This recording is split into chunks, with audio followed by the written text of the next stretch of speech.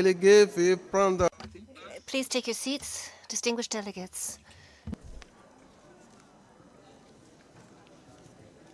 Veuillez vous asseoir. Nous allons. Please sit down. We are going to continue with our work.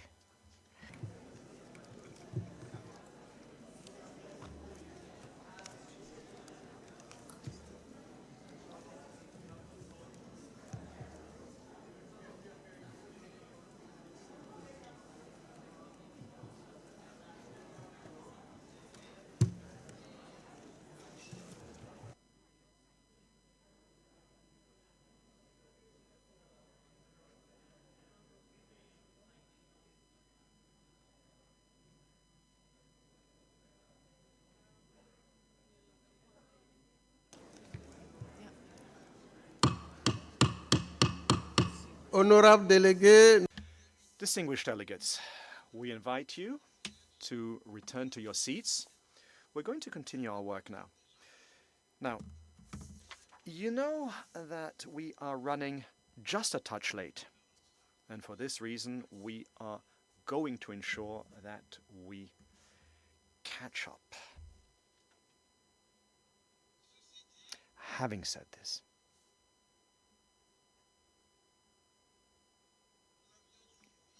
now, this morning, it was of a great deal of interest that we heard the presentations of the three panels who shared their main conclusions with us. We enjoyed a wealth of information, and the time has now come for us to go into our questions, answers, and clarification session before we move on to a more general, substantive debate on the reports which were submitted for our consideration. I can inform you that specific substantive discussions will take place for each individual element under 3D or from 3D to 3F, and these discussions will take place from this afternoon all the way through to tomorrow, should we have enough time available to do so. Now, if any of the delegates have any questions they would ask about these elements, it would be preferable for you to wait until we consider that specific area. But for now, I'm going to open the floor for the questions and answers. Please go ahead.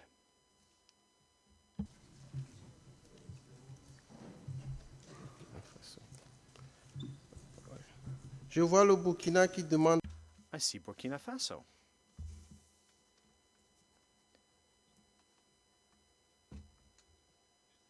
Thank you. Thank you so much, Co-Chair. Burkina has the floor, am I correct? Yes, Burkina Faso, you have the floor. Well, in that case, thank you, sir. Good afternoon to all. As this is the first time that our delegation takes the floor, we would like to seize this opportunity to convey our gratitude to the government of the Kingdom of Thailand, as well as to its wonderful people, for the warm welcome extended to us. Yes, it's warm, it's humid, and it's always a pleasure to come here to Bangkok for all of our meetings. We also wanted to convey our gratitude to the Ozone Secretariat for all of the work carried out to make everything we need available to us, including yesterday's workshop, which allowed us to consider a number of very important elements. It is with a great deal of interest that I followed the presentation of the various panels.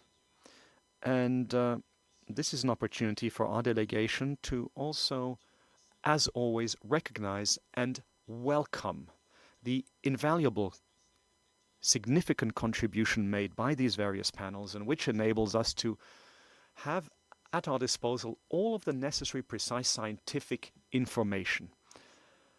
I very much liked what the panel said, the scientific panel. And of course, before I go any further, we have to mourn the memory of our colleague and just remind ourselves that our scientific colleagues provide us the information, but what gets done with it then is up to us. And I wanted to thank them for this. Thank you so much for the 20 questions and 20 answers document. It is a rich document, replete with information. And I certainly was able to refer a number of individuals who have asked me questions to this work, and which had enabled me to come up with answers over and beyond what I had available to me. But let us now look at more specific questions related to the various presentations. Now, my questions are ones on the scientific assessment. And in fact, it had been noted that there is still a certain amount of uncertainty regarding emissions, including of CFC11, and that there are a number of aspects which we haven't perhaps fully taken into account thus far. But I did want to know, according to the scientific panel, have we done enough?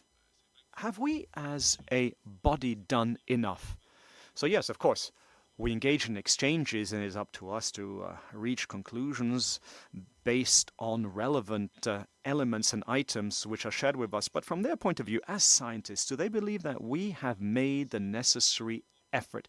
Yes, in their presentations, they did praise the efforts that we had made, and especially they did underscore that if we hadn't done this, and natural events which could also contribute to more problems, well, I did like the example on Unga Tonga with these emissions which could expand the hole on the ozone layer. Well, I'd like to know from their point of view, do they believe that as things stand today, the contributions made by these natural phenomena, if we can refer to them as such, to the ozone hole, what do they represent in terms of scale compared to human-produced emissions, especially when it comes to refrigerants? I believe that understanding of this could help us to move forward. Now, we also have the question, and I very much enjoyed the diagrams which we saw on the emissions, the radiation intensity, and how all of this could contribute to our body of knowledge. And I wanted to know from the scientific assessment panel, what do they think about our current state of knowledge in this field?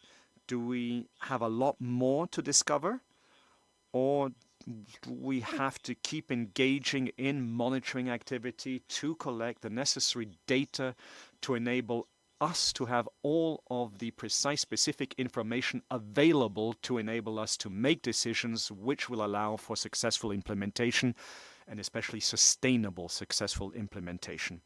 But thank you again. Merci. Thank you. Thank you so much, Burkina Faso. I can see that Benin has requested the floor. I'm going to give the floor to Benin.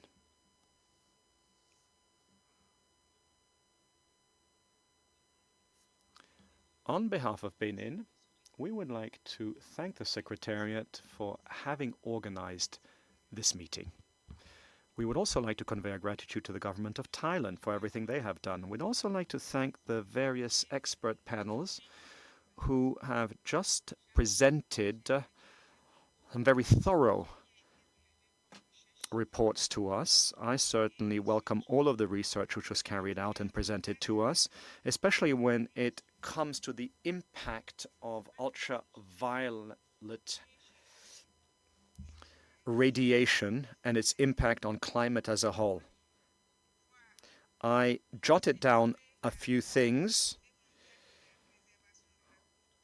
and I can tell you that all of this will enable us to better celebrate the global ozone day. And as a result of these presentations, we possess the necessary elements required for our country to be able to move forward and to host this event. Now, in their presentations, especially when it comes to research on data banks,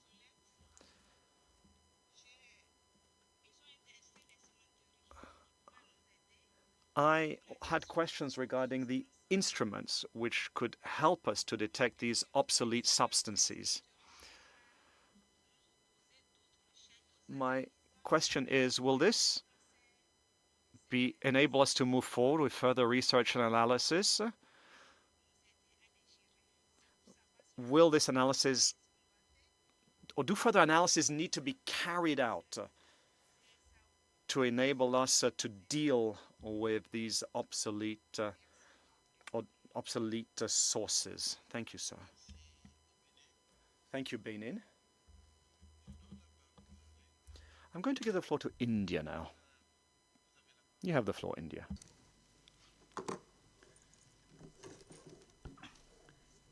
Thank you, Mr. Co-Chair. As our delegation is taking the floor for the first time, we would like to thank the Government of Thailand for hosting the meeting and the Executive Secretary, Ozone Secretariat, and her entire team for the timely documentation for the meeting. We would like to thank all the panels for their reports, which were very informative, and also the presentation made by each of the panels. Mr. Co-Chair, we do have several clarifications to be sought on the 3 assessment reports. While we would like to seek main clarifications here, we would be making the specific clarifications from each of the panels during the conduct group meetings. So now we would like the clarifications on the following. What will be the impact of the increase of tropospheric chlorine from very short-lived gases, and which are such gases?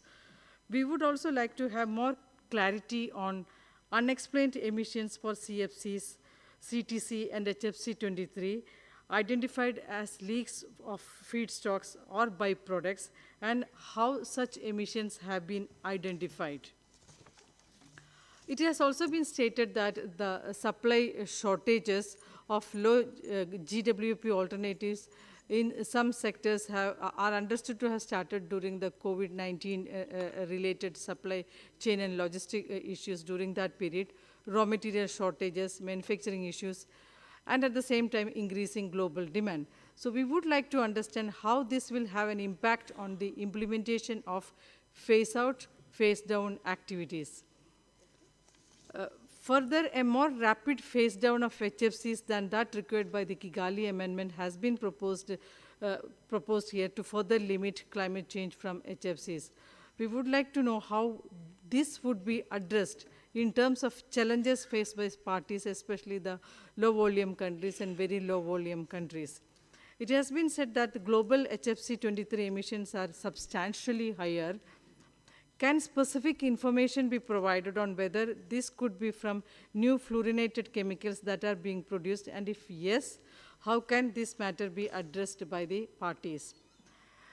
It has also been said that overall increase in ODS feedstock uses in the last decade has been mostly due to the increase in HCFC feedstock uses, particularly HCFC-22, while uptake of HFOs is driving a more recent increase in carbon tetrachloride feedstock use.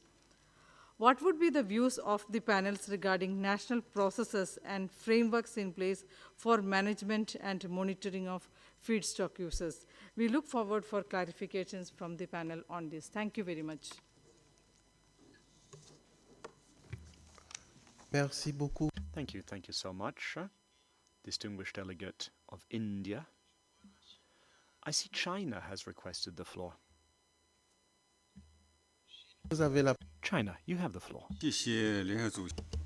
Thank you, co-chairs. This is the first time the Chinese delegation is making a statement. We'd also like to thank the Kingdom of Thai for the hospitality accorded to us. We thank the Secretariat for organizing this meeting. And also we would like to thank the experts from the panels in providing the technical documents. Our delegation have the following questions concerning the reports this morning. The first one, we have learned that the output water temperature of heat pump water heaters differ depending on the areas and demands.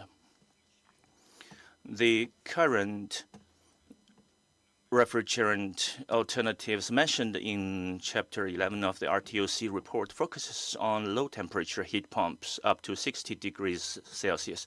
We would like to know what alternative refrigerants are available for high-temperature heat pumps above 90 degrees Celsius. The second question, reducing the amount of charge in refrigeration systems is an effective way to reduce the use of HFCs. Can the RTOC provide further information on research or studies in this regard? The third question, we note that the MC talk during the presentation mentioned the HFC's use in the semiconductor industries. And some countries are emitting, some countries are using it as a feedstock. So we would like to learn about the recovery rate and also the dissolved rate of HFC. And if TIP can provide any suggestions on the use of HFC in this regard. Thank you.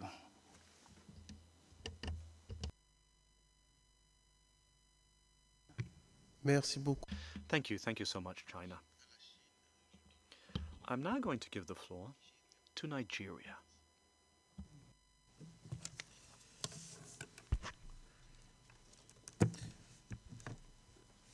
Thank you very much, Co-Chair. As my delegation is taking the floor for the first time, I would like to join other delegations in thanking our host, the Thailand government, for their good hospitality, and also use this opportunity to thank the Ozone Secretariat for organizing this meeting. We wish to thank TIAP for the 2000 Cordonium report. Amongst others, the challenge related to ODS banks arouses our curiosity in the manner that it is presented in the report. In the last paragraph of TIAP report, it stated that parties may wish to consider how relevant international treaty bodies can work together to facilitate transboundary movement of end-of-life ODS HFCs.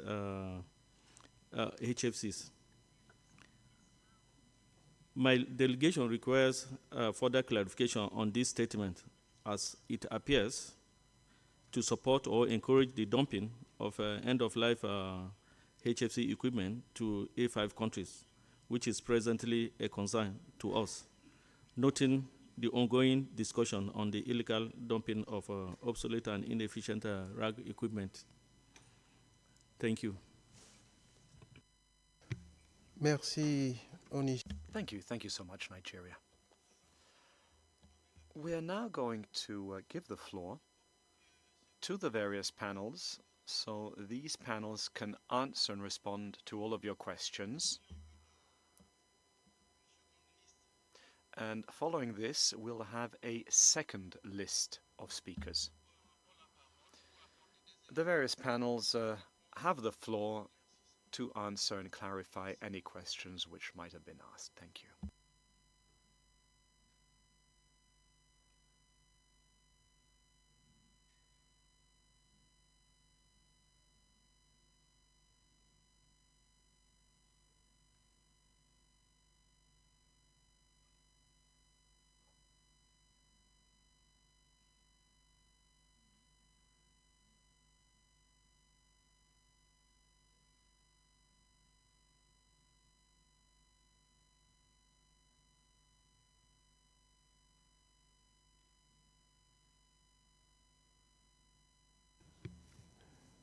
Est-ce que les groupes...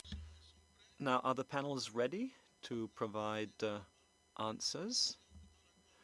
Or do you require just a little bit more time?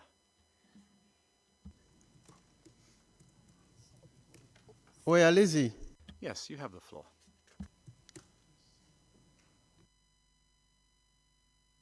Mr. Co-Chair.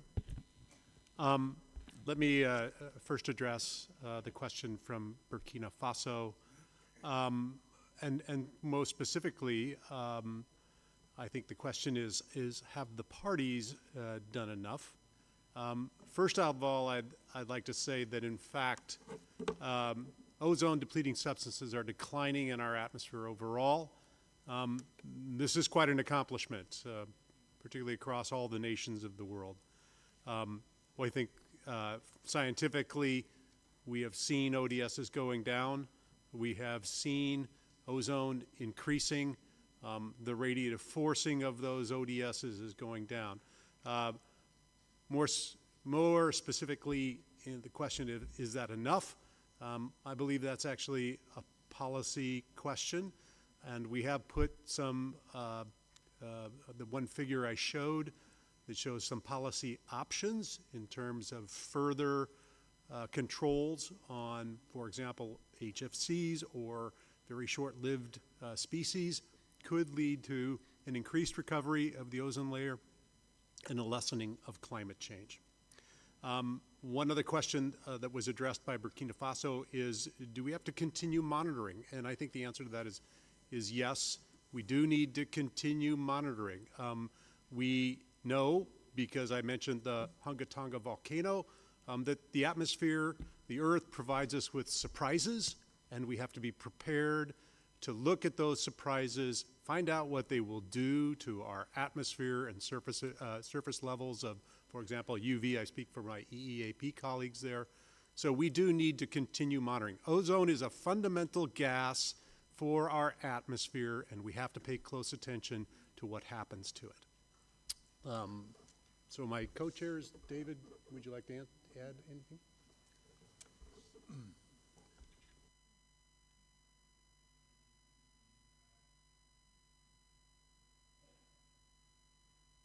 I would simply add that I think what Burkina Faso delegate might be referring to is our need for continued vigilance on this topic.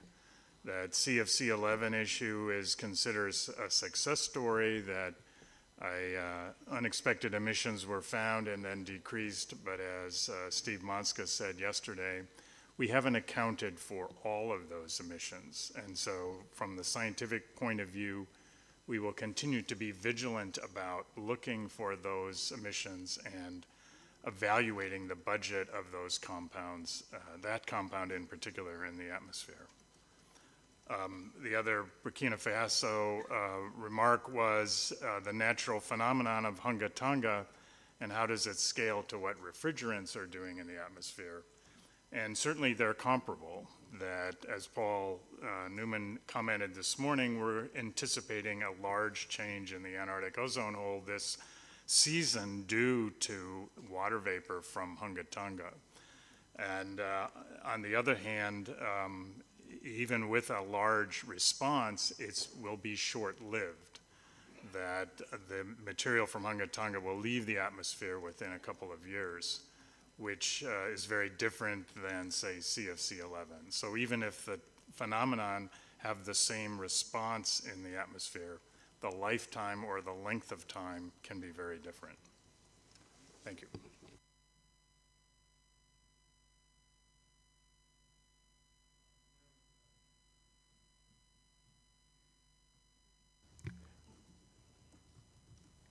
There was a second question from Benin. And specifically, I believe the question was on banks of ODSs, and do we need to continue research on that? The answer is yes. We need to have a good understanding of what banks are and the rate at which they're emitted in order to understand atmospheric levels of ODSs. The instruments that are used to make the measurements are very sophisticated instruments.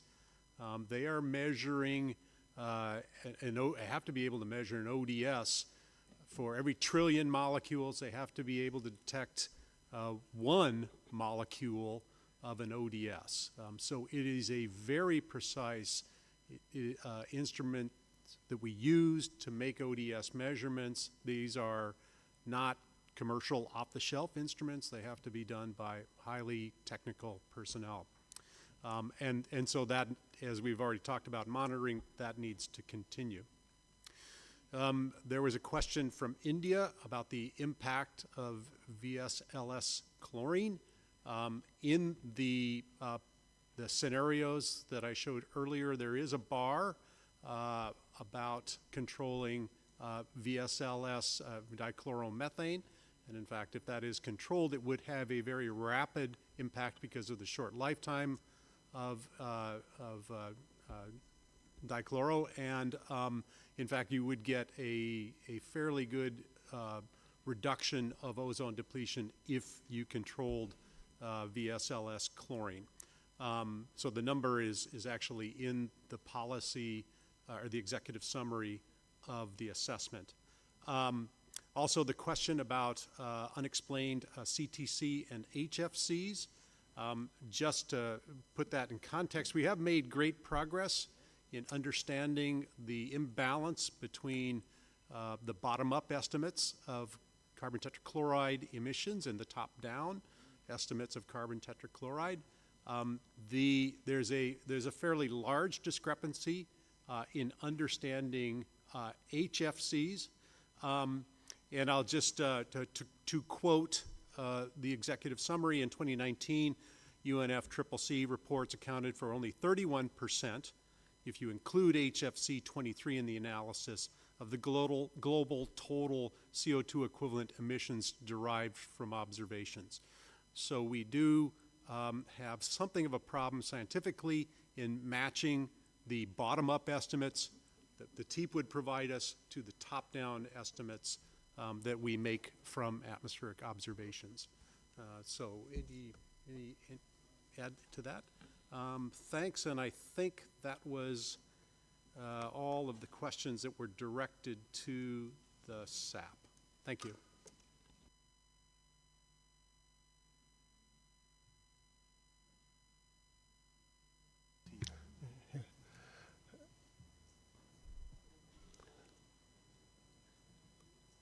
We're now going to turn to the TEEP and ask them whether they have any answers to contribute.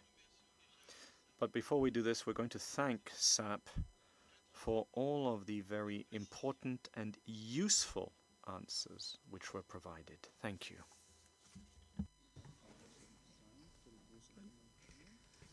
Thank you, Co-Chair.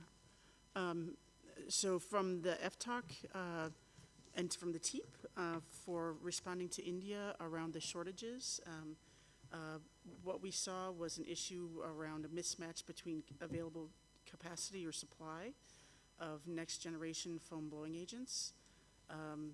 It was exacerbated by several events, including the pandemic and some weather events that impacted the operation of several facilities. We have seen some easing of that with new capacity that has recently started up. However, longer term, this kind of a problem could recur if there's not more, if there's not some intervention around it. So I hope that answers the question.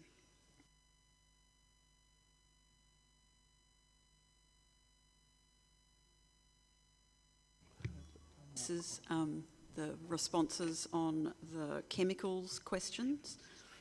Firstly, just to add to the response from the Science Assessment Panel around the unexplained emissions, and to concur with the comments that they made, and to just note that in terms of HFC 23, that the TEEP will be providing a report to the MOP in response to 34.7 that might help with the bottom-up estimations of those HFC 23 emissions and trying to put some of that into perspective.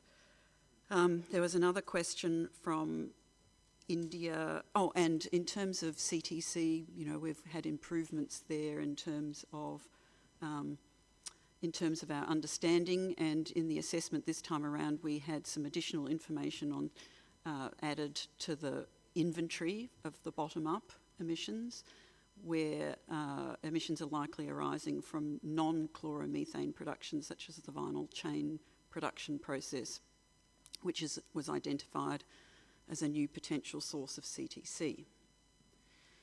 In response to the question from India about feedstock uses and the question of management and monitoring of feedstock uses, the assessment report and actually the progress report also includes a section on best practices,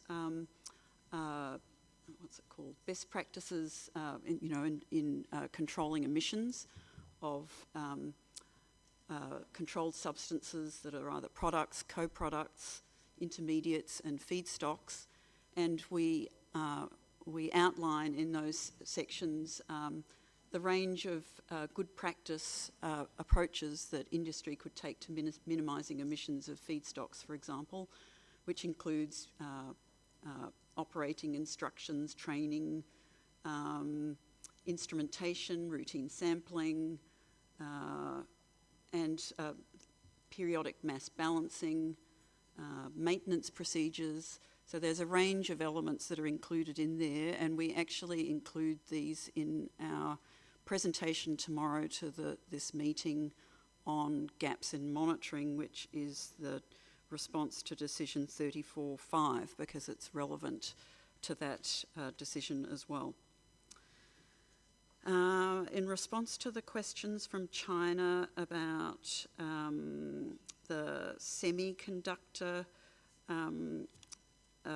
issue and whether how parties might be treating production and consumption in terms of their reporting under Article 7 and whether that's as an emissive use or a feedstock. We currently don't have a lot of information on, for example, on conversion and recovery rates, as was asked by China, and their impact on emissions, and would certainly welcome any information from parties on those emissions. And the reason we raised the issue in terms of bringing it to parties was this was the first time we'd looked at semiconductor manufacturing as a TEEP, and we were wanting to bring those issues to the notice of the parties for your consideration. So we'll, and you know, we noticed that there was an inconsistency there in the way parties were treating that. So I think that that's an issue for parties. In terms of the question from Nigeria regarding transboundary movement of waste and the concern around dumping and you know, the way we'd phrased that recommendation to parties, which was to consider how the Montreal Protocol could work with other international treaties to facilitate transboundary movement of end-of-life ODS and HFCs. Obviously, it's very important for countries to manage and avoid inappropriate transboundary movements of waste, but we're wanting to bring to the attention of parties the fact that some of the administrative aspects of that system could be a potential barrier to recovery, recycling and environmentally sound destruction of end-of-life ODS and HFCs, which ultimately might, as a barrier, might lead to emissions of ODS and HFCs at end of life rather than environmentally sound management. So the recommendation was for this body and other international treaty bodies to get together, talk about the issues, talk about the various policy objectives, and perhaps try to facilitate and encourage preferential recovery, recycling and environmentally sound destruction. Thank you. Unless my co-chairs and anybody else wants to say anything. Okay, thanks.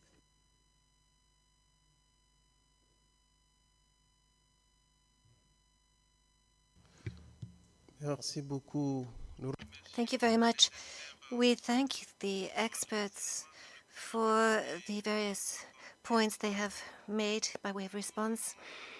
We are now going to open a second list, but when I take a look at what I see in front of me on the table, there are many countries that have asked for the floor. So I am going to say that this is the last list because there are many countries that would like to speak. I'm going to give the floor to Senegal for their question. Thank you. Thank you very much. Senegal also rallies around the other distinguished delegates in thanking the Kingdom of Thailand and thanking the Ozone Secretariat for the excellent way in which they've organized this meeting. And we'd like to greet the 3 panels of experts for their high-level work.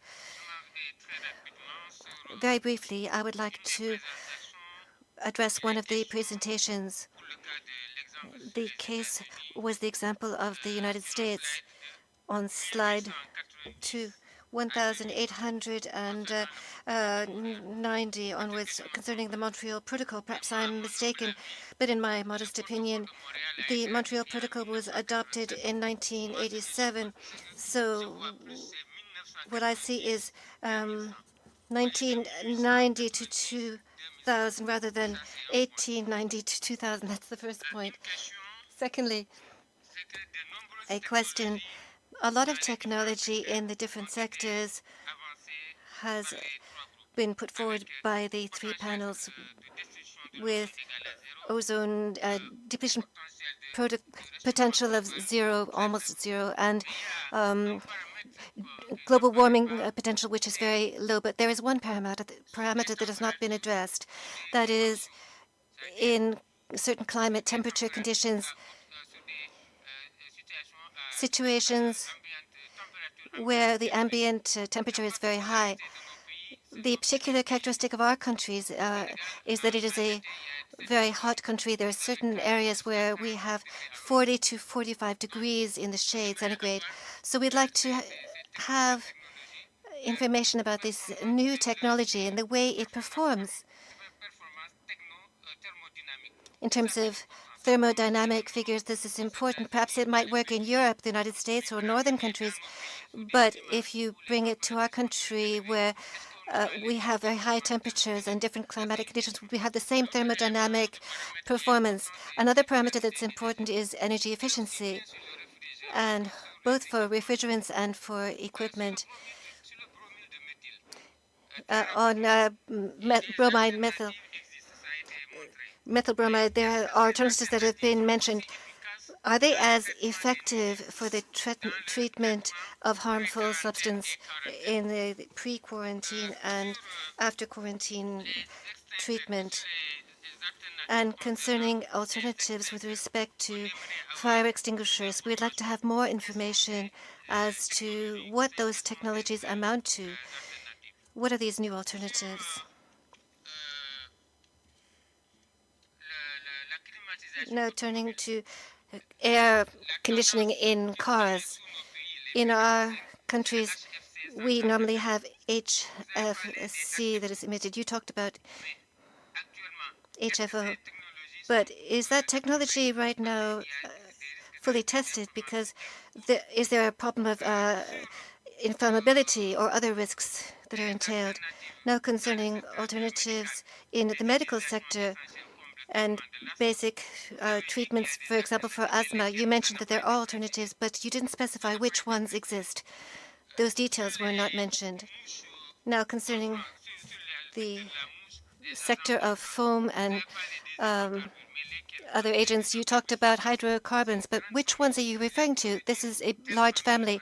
We'd like to know what family in the hydrocarbons is an alternative. We aren't clear in our mind on that. These are the points I wanted to submit to the eminent panel for their consideration. Thank you very much. Thank you, Senegal. Before moving on, I would like to make one point. I would ask those who are speaking to be very specific and concise, because we're already behind schedule. So could you be much clearer and more specific in asking your questions that would help us to move forward. On our list, we have Mozambique, Liberia, Micronesia, the European Union, out of the parties, that is, South Africa, Tunisia, Argentina, Ethiopia, Kuwait, United States, and Egypt. Kenya, Canada, Chile, and Cuba. So that's the end of the list because we have so many countries already on the list, and we will not be able to go beyond a certain time on this item. So I would like to give the floor now to Mozambique. Mozambique, you have the floor. Thank you, Mr. Co-Chair. First of all, allow me to thank you all the presenters who brought us very important information to our countries. Mozambique requested the floor because we'd like to know the reason of the difference in terms of the UV radiation impact in the human being. And we have seen in the morning, one slide was given some figures. So we see the women is affected by the UV radiations is very high if you compare with the men. So we'd like to know the reason why the radiation, why the melanoma is affecting more women than the men.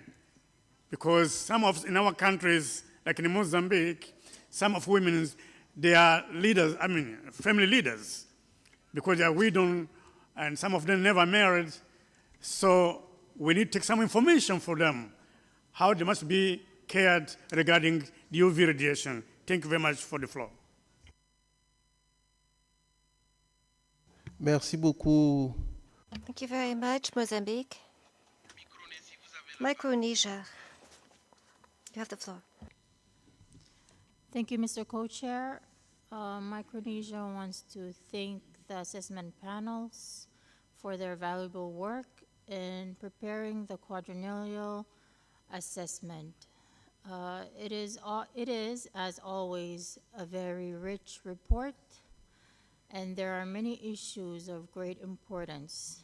We wish to ask a few questions regarding 3 issues in particular. The first relates to the issue of the impact of the ozone layer of aerosol injection.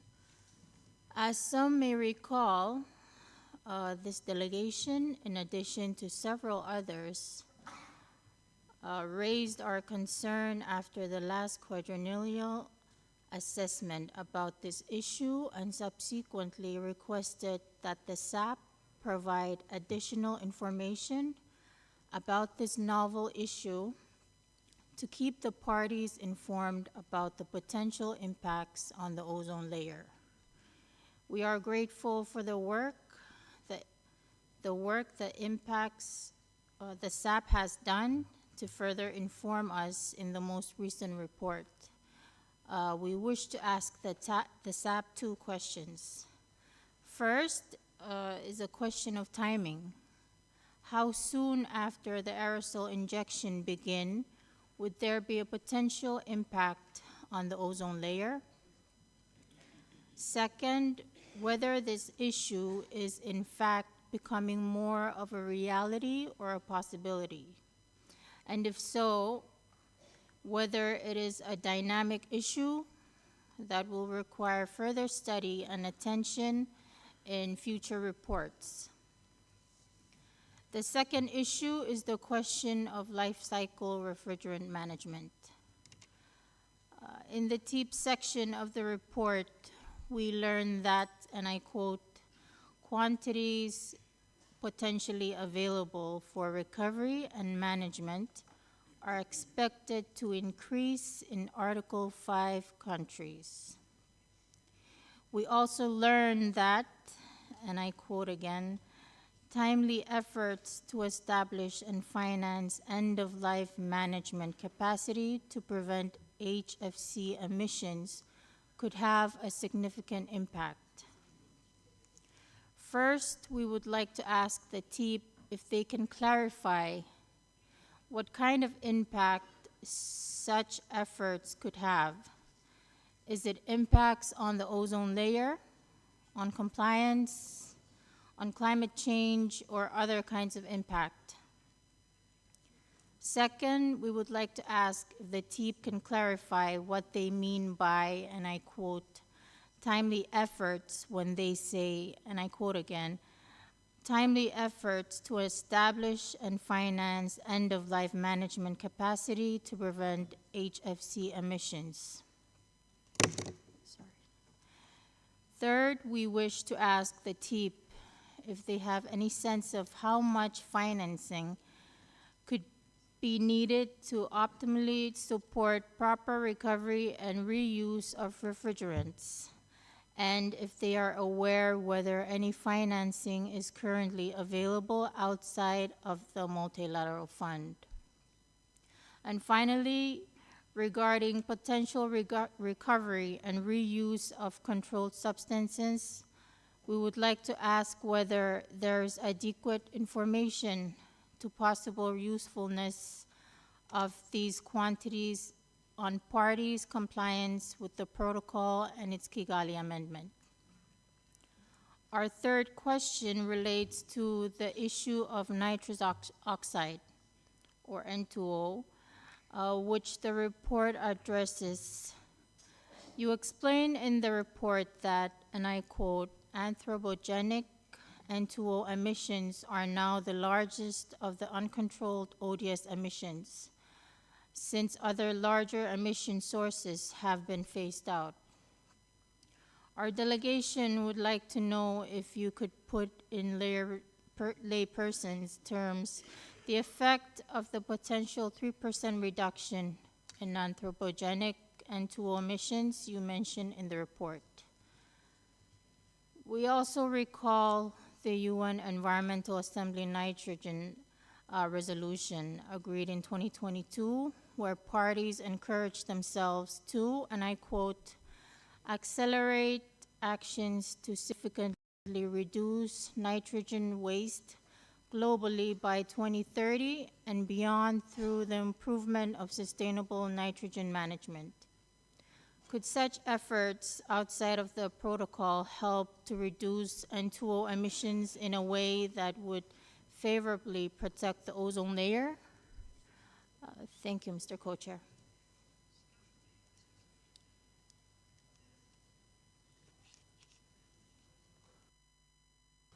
Merci beaucoup. Thank you very much, Micronesia. I now give the floor to Liberia. Please be as brief as you can. Thank you.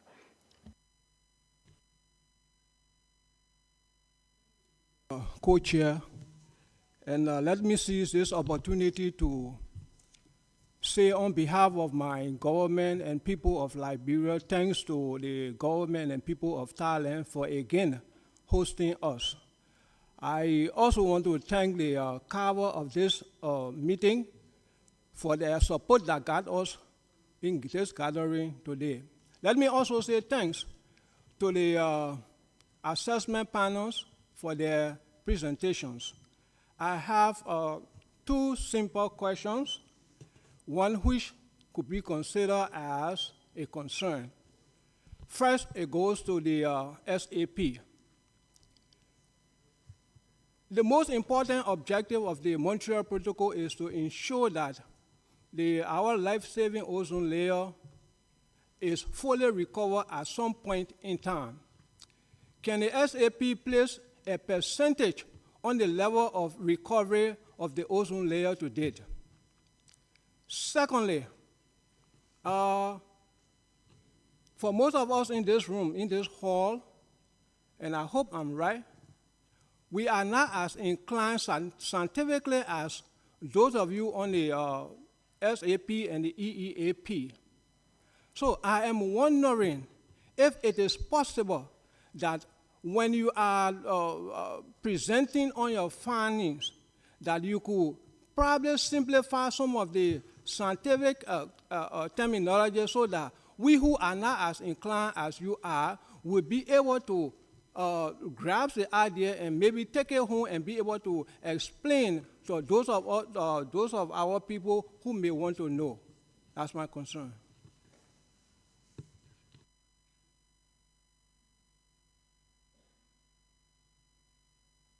Merci. Thank you. Liberia. The European Union, please.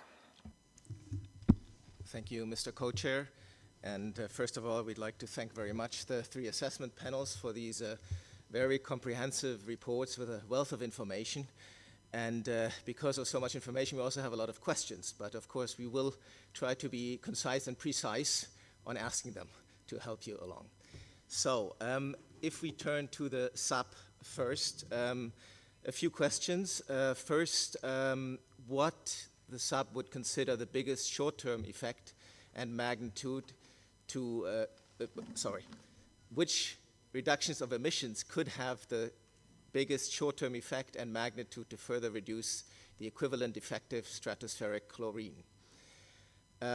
Also, which reductions of emissions could have the biggest gain for fighting climate change in the short and in the long term. Following on from a question asked by India and also picked up or answered by the SAP, we would further inquire on the discrepancies between top-down and bottom-up. Which ones are the most important ones and what are the main reasons for these discrepancies as far as we know? And that includes also discrepancies with reporting data to the UNFCCC. Another question is on the global relevance of the other CFCs, and with other we mean the species such as 112A, 113A, 114A, etc., the ones we don't normally look at. And since they were highlighted in the report, we would like to have some more information. And finally, an update on stratospheric injection and solar radiation management, if there are any new findings since the report was compiled on this matter.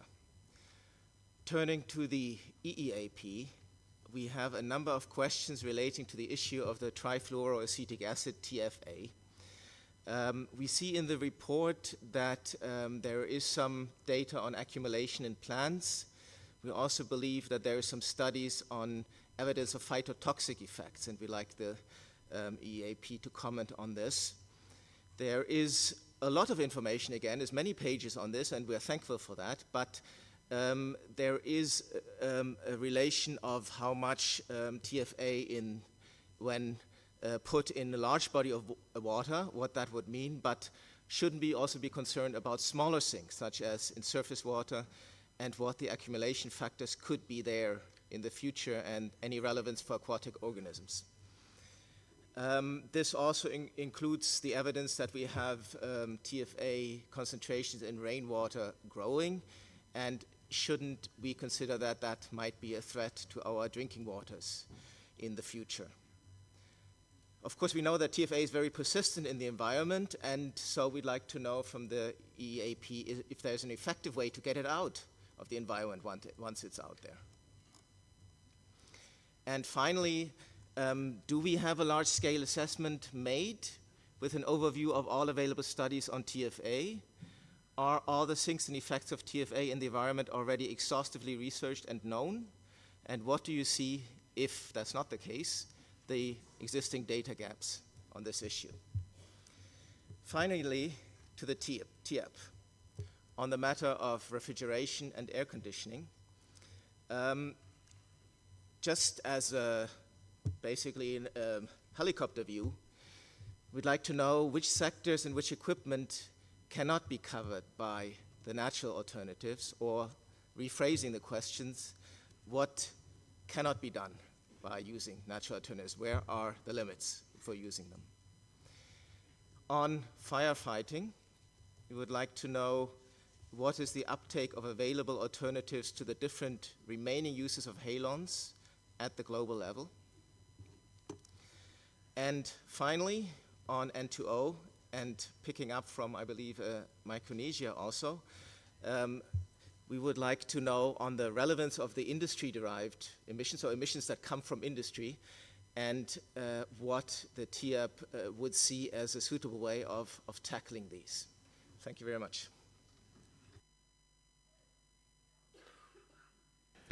Merci beaucoup à l'Union européenne. Thank you very much, European Union.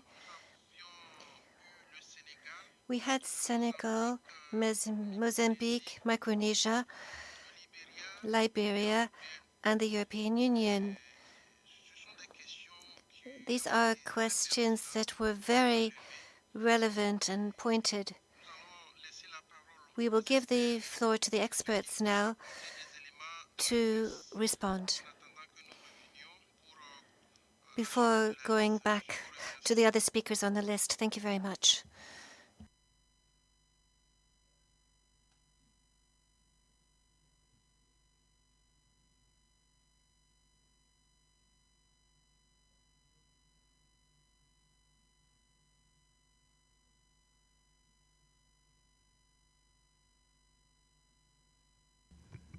Les experts vont se concerter. The experts are going to consult with each other to respond. We'll give them a few minutes to organize things among themselves. Thank you. Dès que vous êtes prêts, vous As soon as you are ready, please start your answers. allez-y. Go ahead. Thank you, Mr. Co-Chair. I would like to address the questions that were asked by distinguished delegate from China. I will be very briefly and concise, as we are run out of time, you mentioned. Regarding options for high temperature heat pumps above 100 degrees, in the chapter 10 of our assessment report that deals with industrial refrigeration, large installations, there are several refrigerant alternatives that are presented with all the details about their properties. I would mention as well the district heating alternative systems that have been implemented using ammonia. So this cover the alternative refrigerants for high temperature heat pumps. Regarding charge reduction for HFC system or equipment, refrigerant charge reduction, we have a specific section on chapter 773, and being very briefly, basically it's a question of the design of the equipment, the heat exchanger design using new architectures like micro channels or small diameter tubes, and also the design of and the sizing of the compressor, the volume of a compressor. Maybe I could say these are the two main strategies for charge reduction. And now I'm passed to my co-chair, colleague Omar, that you address other questions. Thank you.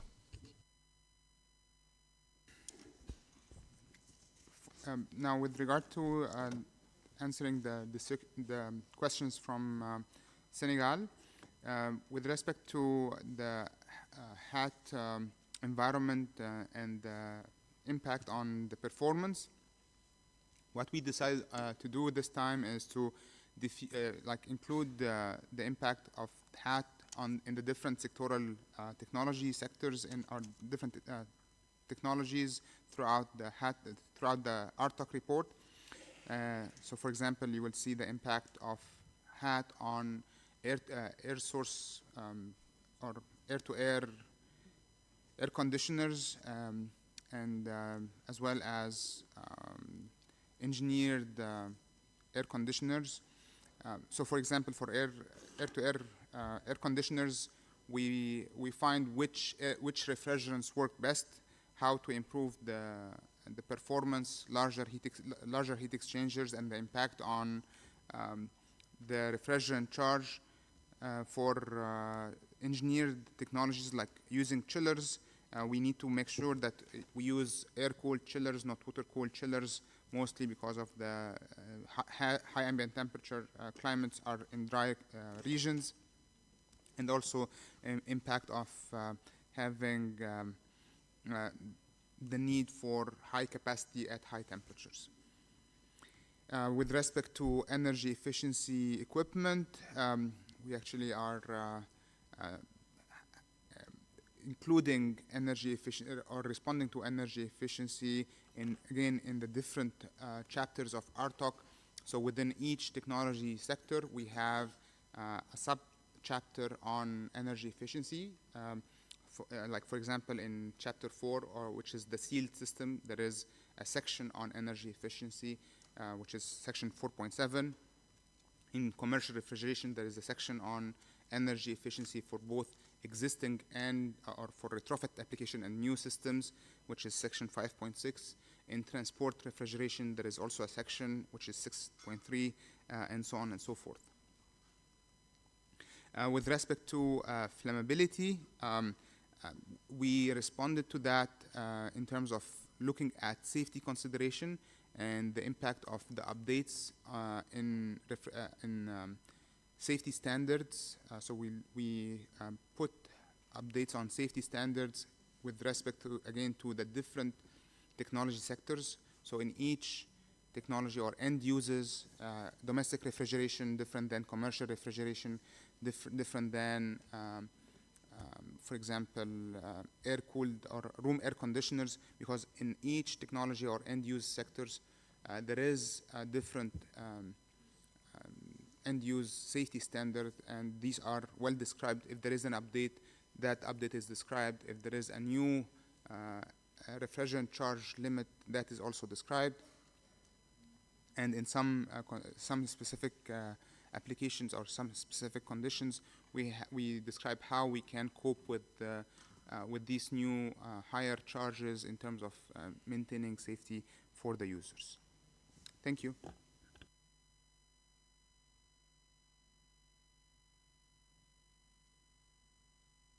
More questions? Le SAP est prêt. Vous pouvez y aller. Is the SAP ready? We await your responses. Monsieur le Président. Chair. For EU, while the SAP is prepping.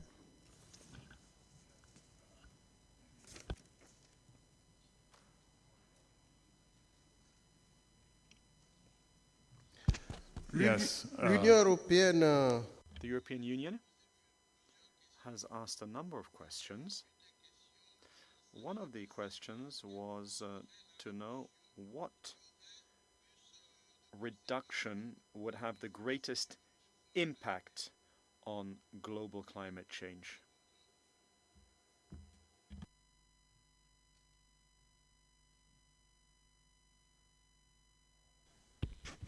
Thank you, Mr. Co-Chair.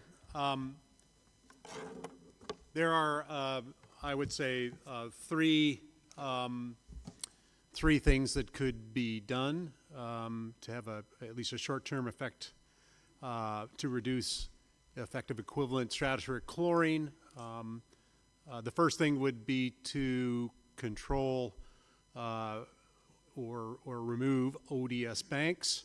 That would have both an immediate and a long-term effect. The elimination of anthropogenic, very short-lived chlorine substances could have a very immediate effect because of its short lifetimes. And then the third thing would be the elimination of feedstock emissions could have a direct effect. The second question was the reduction of emissions that could generate large gains for fighting climate change. And certainly this is, I hate to pick on my IPCC and UNFCCC colleagues, but of course CO2, methane, and N2O, if they were controlled, maybe we wouldn't be as excited about this topic, but I won't pick on them. But we could get major gains if we controlled those three major greenhouse gases.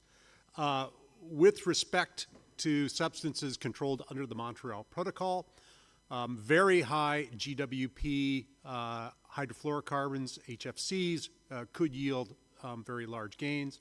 And I already mentioned eliminating banks. Limiting banks would also yield a nice gain for climate. It was also mentioned about the discrepancy between, the EU talked about the discrepancy between bottom-up and top-down observations or emission estimates, and also between UNFCCC reporting and atmospheric observations. And I actually quoted this earlier about the large discrepancies in HFCs. And again, the reports only account for about 31% of the global total CO2 equivalent emissions. There was the question from the EU on the global relevance on other CFCs, and in fact, there have been a number of CFCs that have been recently identified. At present, the emissions of those compounds is not large. They have been identified. So the global relevance is not large, but that's only at this point. As of yet, they're not large. I think this goes back to an earlier question about monitoring. We need to maintain, and Dave earlier referred to vigilance on this particular topic. So we need to keep our eyes on these other CFCs that have recently been identified in our atmosphere, and make sure that they don't grow to problems. So the last question about stratospheric injection solar radiation management, and I'm going to turn it over to my co-chair, David Fahey. Yes, thank you. We appreciate the question from Federated States of Micronesia and the European Union about SAI, or stratospheric aerosol injection. First question was on timing in terms of effects on the ozone layer. The simple answer is quickly, that if we were to inject stratospheric aerosols such that it would have a meaningful change of global temperatures, for example, almost certainly it would have a meaningful change for stratospheric ozone. And that change would nominally occur within a year. We have volcanic analogs where we have seen explosive injections of aerosol into the stratosphere, and we have seen changes within a year. And as Paul Newman pointed out this morning, we will see effects of the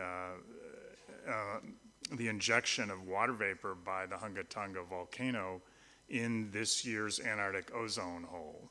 And so the timing is within a year or so.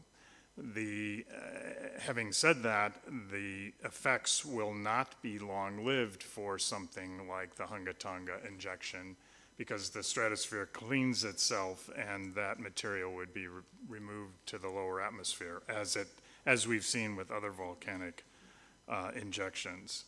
The other question about more reality, more possibility for SAI, that's not a scientific question, but if one listens to the communication and discussion in the world today, certainly it has increased about this possibility of conducting stratospheric aerosol injection to cool the planet.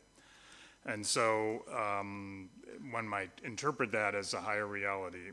From the scientific side, though, what we would interpret it as even more urgency to provide the scientific foundation for any decision to actually conduct climate intervention or choose not to conduct climate intervention.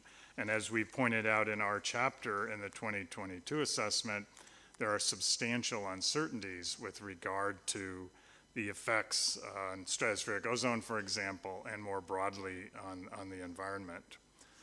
And also from the European Union, they asked about new findings and the legal framework. Certainly there are new findings growing as more theoretical studies are conducted on this topic. And one generality might be that there are increasing detail and comprehensiveness in what the unintended effects of climate intervention might be. For example, on tropospheric weather, both trends and events. In terms of the legal framework, the world lacks that at the moment. I'm not sure it's closer to doing that.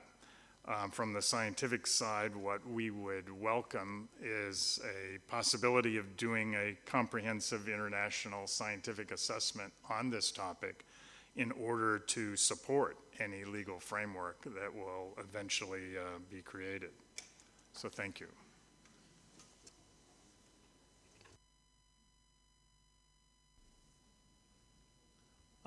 Thanks, Dave.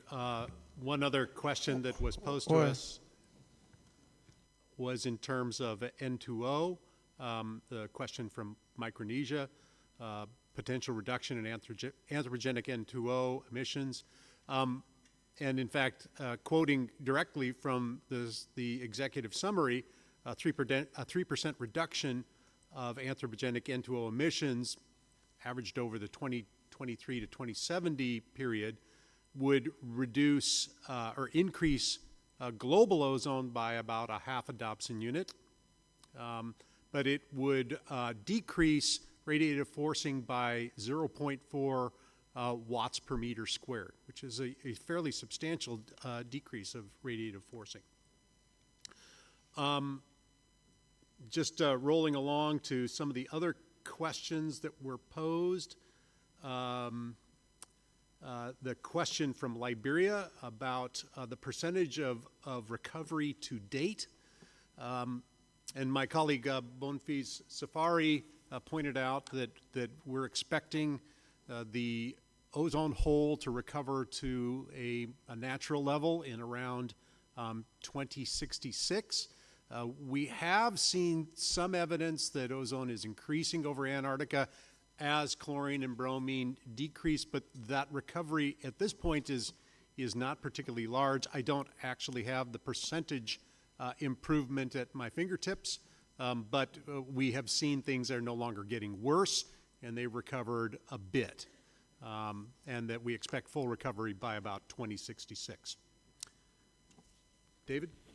Yes, and we also appreciate the comment from the delegate from Liberia about wondering how information could be simplified further, that not all those who are interested in ozone depletion and the Montreal Protocol are scientific experts, for example, or technical experts. I would just hope that the document and product we introduced this morning, the 20 questions on ozone depletion produced by the SAP, would aid in that regard. In fact, that is our intention in putting that document together, is to create more accessible information on the basic features of the scientific aspects of ozone depletion, ozone depleting substances, and climate and ozone. So thank you.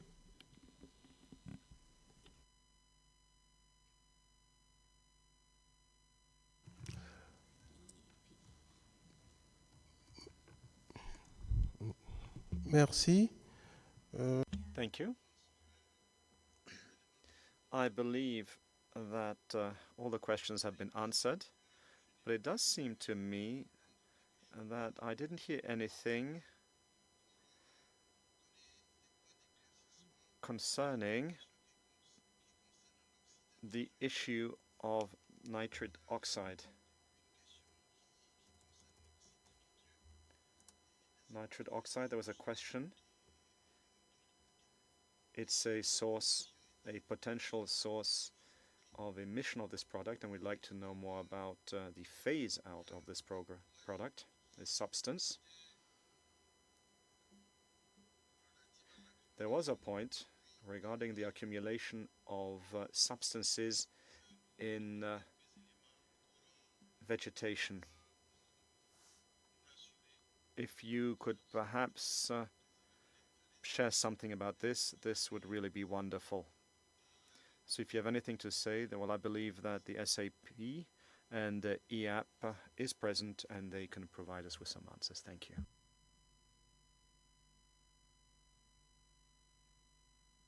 Oui, allez-y, allez-y.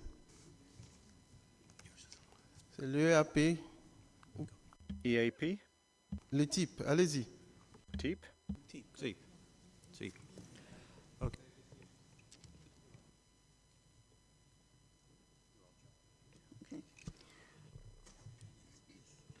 This is EEAP.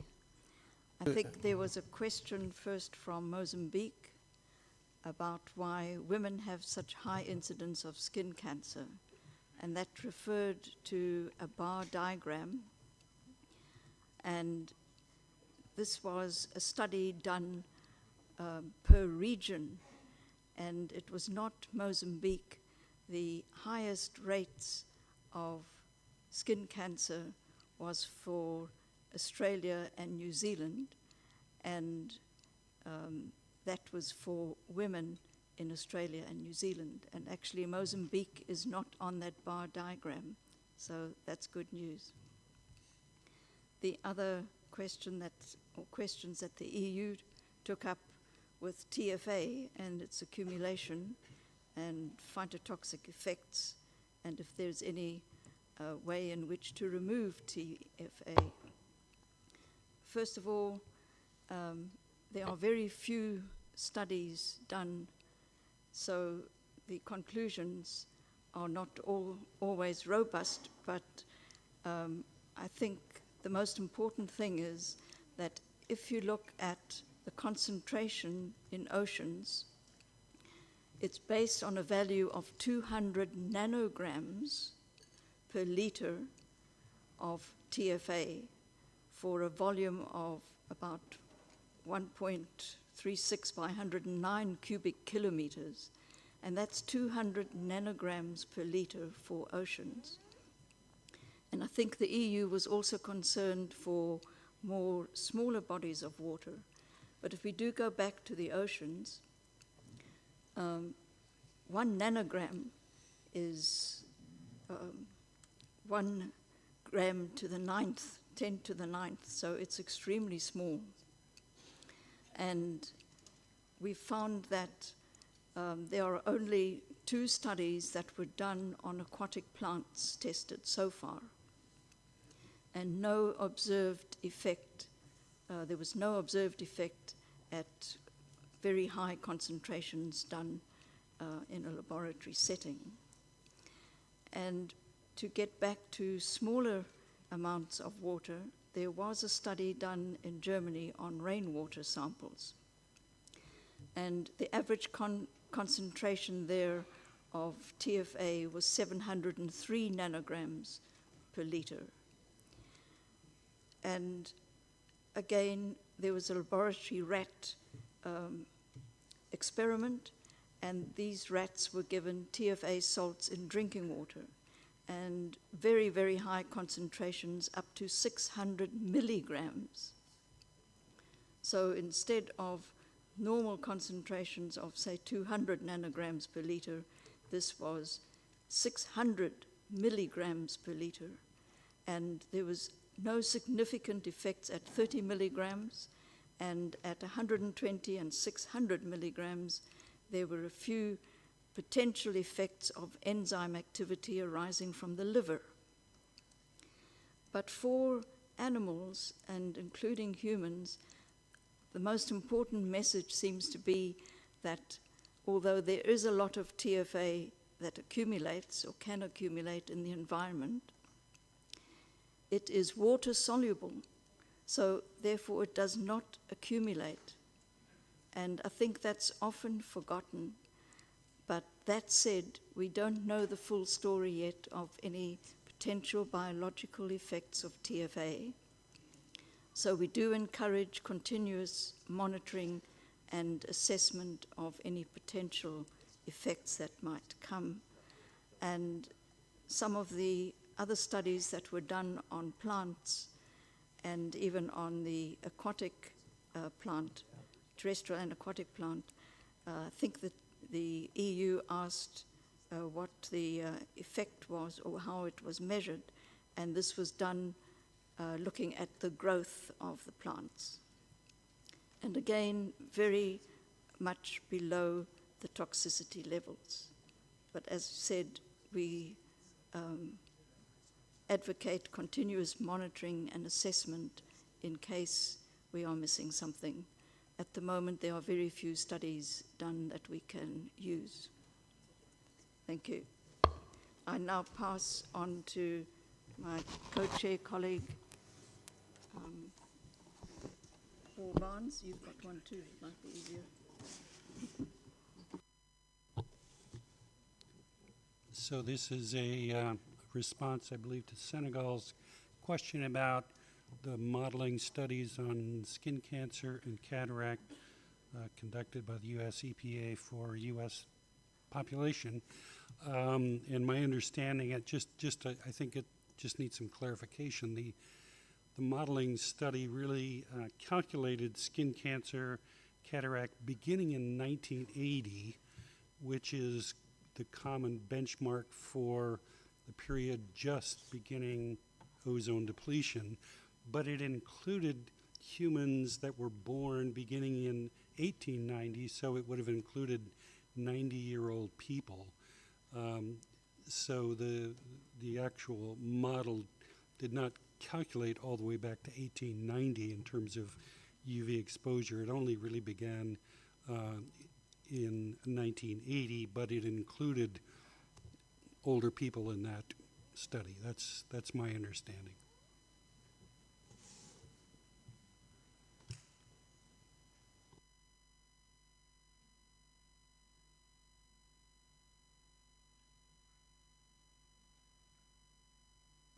Merci. Merci beaucoup. Thank you. Thank you so much to the experts. They have shared with us additional information which clearly demonstrates that clarity can be achieved regarding a number of aspects. We're going to continue with our list of speakers now. We're going to give the floor to South Africa, followed by Argentina. Thank you very much, Mr. Co-Chair. And the delegation of South Africa would like to first thank the government of Thailand for the warm welcome and the hospitality. We would also like to thank and congratulate the Secretariat on a great organization of the meeting, including the workshop that we had yesterday. And this delegation is looking forward to further discussions on the outcomes of that workshop. We would like to thank the assessment panels for the great work that they always do with regards to providing us with the necessary information as we request them to. I have two questions, one to the SAP, and I think it has been covered a little bit, but I have not gotten the specifics. There was a statement with regards to uncertainty on CFC 11 seizing and also on quantities and origins of other unexplained emissions. I know the co-chairs have spoken about remaining vigilant. I just wanted to check if there is any specific work that the SAP is aware of that is looking specifically into those aspects. My next question is to the EEAP. Also, in their presentation, they have made a statement, and I quote, currently a lack of quantitative data on how changes in UV radiation in combination with climate change will affect food security, plant and animals migration, and biodiversity. I wanted to check with the panel if there is any work done to be able to get that data, and particularly looking at collaborations with other scientific or environmental panels from other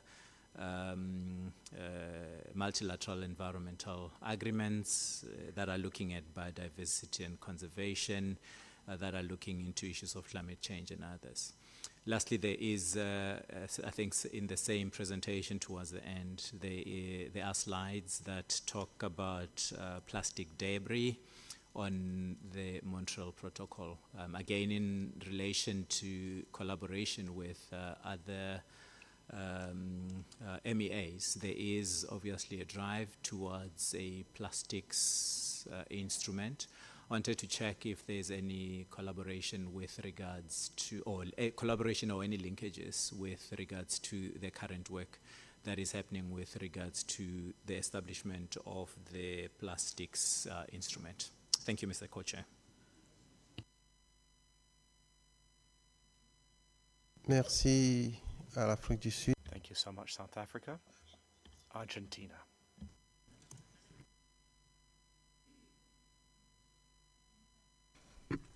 Muchas gracias. Thank you very much, Co-Chair. First of all, since this is the first time the delegation of Argentina has taken the floor, I would like to thank the government of the Kingdom of Thailand for its hospitality and for hosting us in this beautiful city. Secondly, I would like to thank the Secretariat, the Ozone Secretariat, for organizing this meeting. And lastly, I would like to ask the TEEP and the SAP and the EAP to express our thanks for their useful reports. Concerning the information that's been shared, our delegation is a bit confused, inasmuch as in your earlier report, TEEP mentioned the supply programs that existed, whereas now the report indicates that these problems, or stockpiling problems rather, these are being resolved, at least in our region. This would be a bit removed from the reality we are witnessing. In the last meeting of the Executive Committee, our country was saw a reduction in funds because of the problems with the monetary fund targets. This excess has to do with the possibility of avoiding the assigning of licensing for HSC and CFC22 to supply the national cold chain, but basically because of problems with complying with implementation in the small users sector of HSC and 140B in terms of polyethylene foam. Argentina made a huge effort, and the results are outstanding in terms of coming up with a minimal discrepancy given the results, the consequences of the COVID pandemic and the delays in international cooperation and also accelerated phase-out problems. Nonetheless, despite the situation, we can talk about the impact of PFAs on HFOs. In addition, in our report, the TEEP mentions that there are no options, whereas most of the foam projects were approved with HFO as alternatives. For all of the aforementioned reasons, we believe that the parties should consider this question, because we cannot continue applying reductions to countries that have been prevented from complying because of a lack of alternatives. And lastly, the report mentions the production of domestic air condition of a split sort with OR290 in South America. And I would like to know specifically in which countries have you identified these types of production processes? Thank you very much. Merci à l'Argentine. Nous donnons la parole. Thank you, Argentina. I now give the floor to Ethiopia. Ethiopia, you have the floor. Thank you very much, Mr. Co-Chair, for giving us the floor. We also want to join those who congratulate and thank the 3 assessment panels for their excellent work they have done.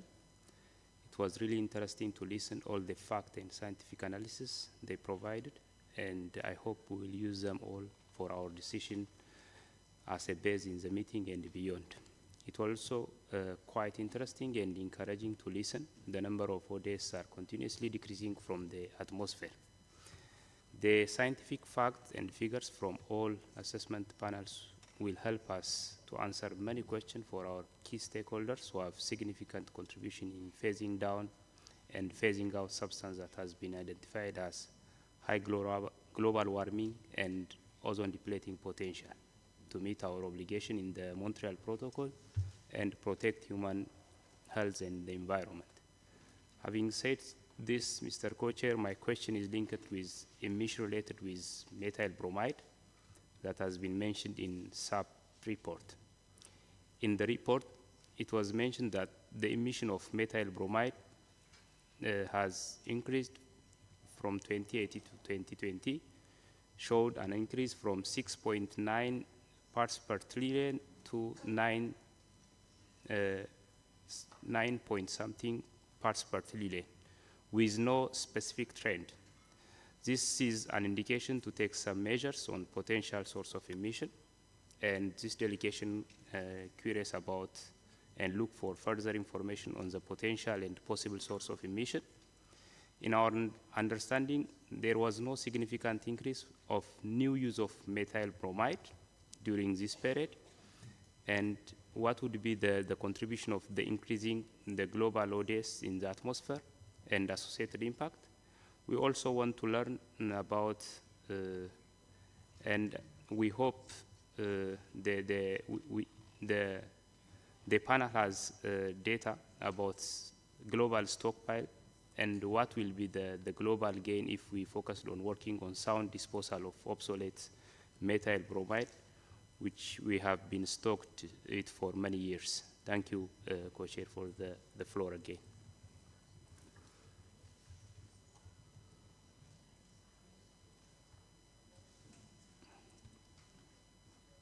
Nous allons poursuivre.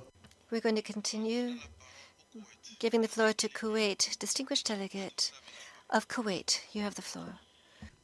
Thank you very much, Mr. Co-Chair. And as my country take the floor for the first time, we would like to thank the people and the government of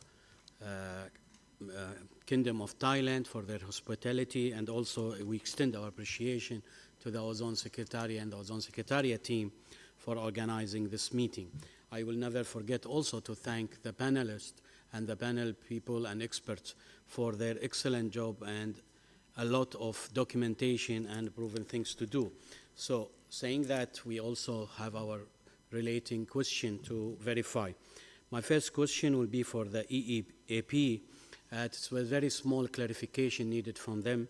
What is the scientific basis for them for the microplastic as a carbon sinks, how they reach to that element? Now I'll transfer my question directly as previous delegates cover a lot of things. I will only concentrate on the RTOC from TIEB. In the RTOC messages in the presentation, they have RTOC messages number 1. It's mentioned directly that indirect global GHG is very high rather than the global warming coming from the direct of refrigerant, and that statement is very carefully to be addressed, because if my understanding from TIEB is saying that we can use high GWP if the equipment is more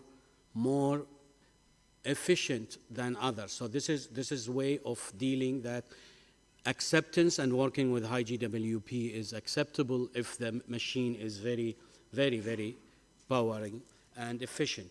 The second thing that in the same page is that there's a new era and a new terminology that the TIEB and RTOC start using, which is performance building. And I want to understand, this is the performance of the building, of the envelope of the building, or the way that we are running the building itself. It's need more clarity on that terminology, because building envelopes and like this, it's not in the jurisdiction of the ozone unit in our regions. And in RTOC message 2, he talked about accessibility and its hinders. We want to understand why these technologies and an alternative have a problem in their accessibility in some region or some countries, because the message was very broad. So we want to reach to that element. And if we look to the message number 3, the problem was mentioning that the role, because of the role under the table, which she have alternatives mentioning in a table for this alternative, the message directly beyond this table was mentioning that these alternatives is temporarily role for the phase down process, as they are GWB may still be high future application. And I don't understand that one, because you already mentioned it in the message 1 that the indirect emission is 70% than the direct emission from GWB alternative. So it's a discrepancy for me in the technology and terminology that I need to have more clarity about it, because that is very important for us when we are selecting alternatives and to be sustainable with this alternative for us. In key messages number 4, in the commercial refrigeration, in the last point, it's mentioned that it is HFO blend, and directly in message number 5, the same alternative was mentioned in another terminology, which is HFCs and HFO blend. So I want to understand, this is a typo mistake or another terminology, or on which basis we can say this is an HFO blend, and when we can see this is an HFCs and HFO blend, because both of them are containing HFCs. Thank you very much.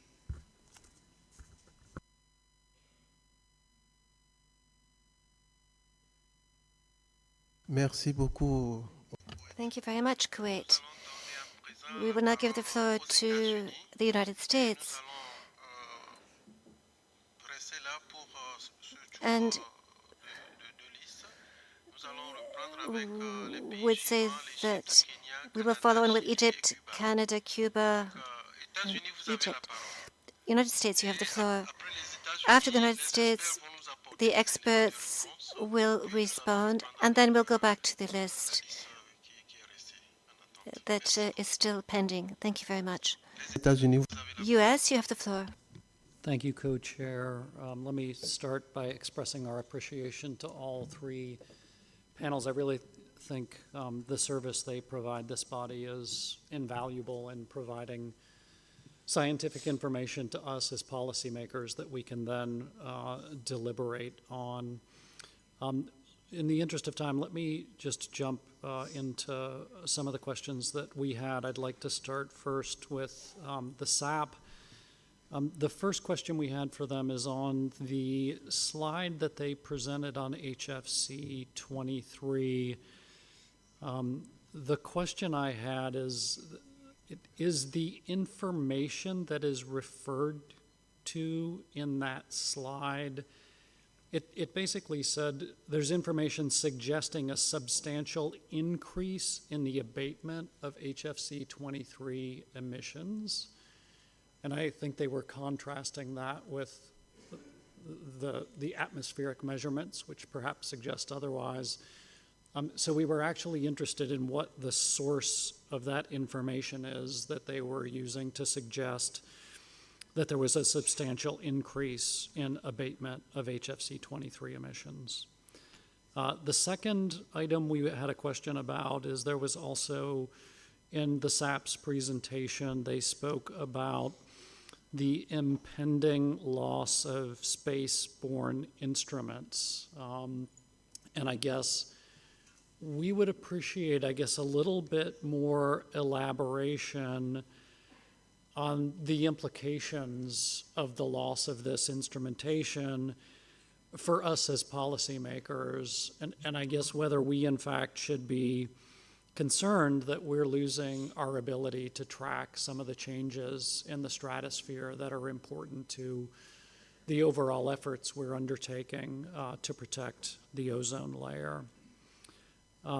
The third question I had, actually Ethiopia partly asked this question, but just to build on it, with respect to what they presented on methyl bromide, is my understanding correct that in recent years the atmospheric measurements suggest a range of between 6.5 to 6.9 parts per trillion concentrations of methyl bromide, of which 5.5 parts per trillion are from natural sources. So maybe just a question for SAP, either to confirm my understanding of the information is correct, or if not, if they could perhaps explain that a little bit more for us. And then lastly, with respect to the SAP, really just wanted to express first appreciation for the elaboration on stratospheric aerosol injection.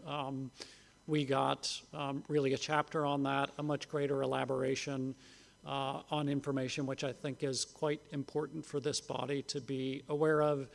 We had a question, but I think they actually just answered our question, so I'll just express that appreciation, as well as for the 20 questions document is really fantastic. It's very accessible, so just our thanks for all the work that goes into that. And then I had 3 questions for the TEEP. The first one is for the FS talk. If you could provide additional information on the destruction of halon that was noted in your presentation, which it's a little peculiar to us, of course, because there's also a concern we may be running out of halon. So anything that they could further provide on why this happened. Was it usable halon? Like, in other words, was this somehow like contaminated halon that couldn't be used? Or was this halon that otherwise could have been part of a usable bank? And was it destroyed for a particular reason? For example, what's driving this? Is this sort of like corporate sustainability commitments, or why exactly was it being destroyed? The second question, and this is for the MC talk, we listened to the response to China, and we have a follow-up question, which is whether the MC talk could clarify whether we understood correctly. Did they say that there's Article 7 reporting for HFC used for electronics such as etching and solvent cleaning, that it is coming in reporting as feedstock use and not as production and consumption?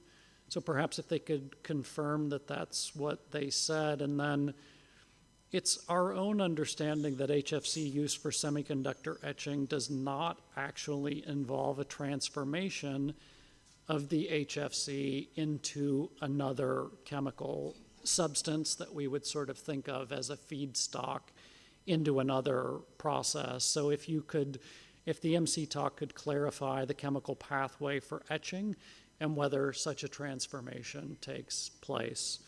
And then lastly, also with respect to the MC talk, so I think just to express appreciation, I think they identified an important issue there with respect to the processes for TFE and HFP with respect to emissions of a couple of high global warming potential substances. One of those we're very familiar with, which is HFC 23. The other is, I think, was PFC C318. I think it would be useful, I guess, in the near term here to ask them if there's any further information or details that they could provide more specifically on the sources of those emissions, and maybe a longer term question as to whether, if we as a body asked, could they dig into this a little bit more, including to get some more information to sort of assess these emissions, in particular the quantity of actual emissions, because I think they sort of had some, like a very rough, sort of maximum envelope type estimate in some of the information we saw. But I guess just a question there as to whether there's further data and information. I think from this delegation's perspective,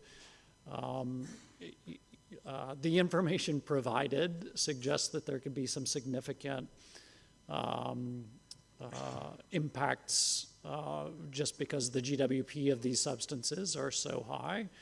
So maybe if the MC talk could further elaborate on whether there might be in future reports, if they were asked, additional information that could shed more light and create a better understanding in this body of the environmental implications of these byproduct emissions from these processes as well. And I will leave it there. Thank you very much.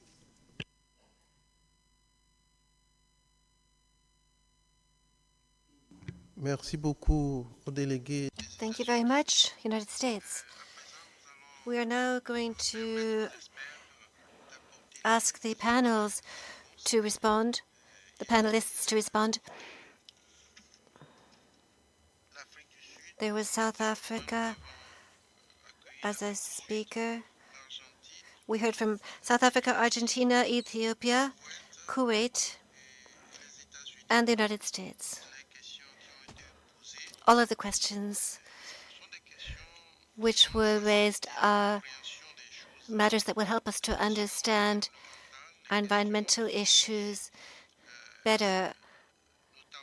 There were questions relating to certain products in the atmosphere.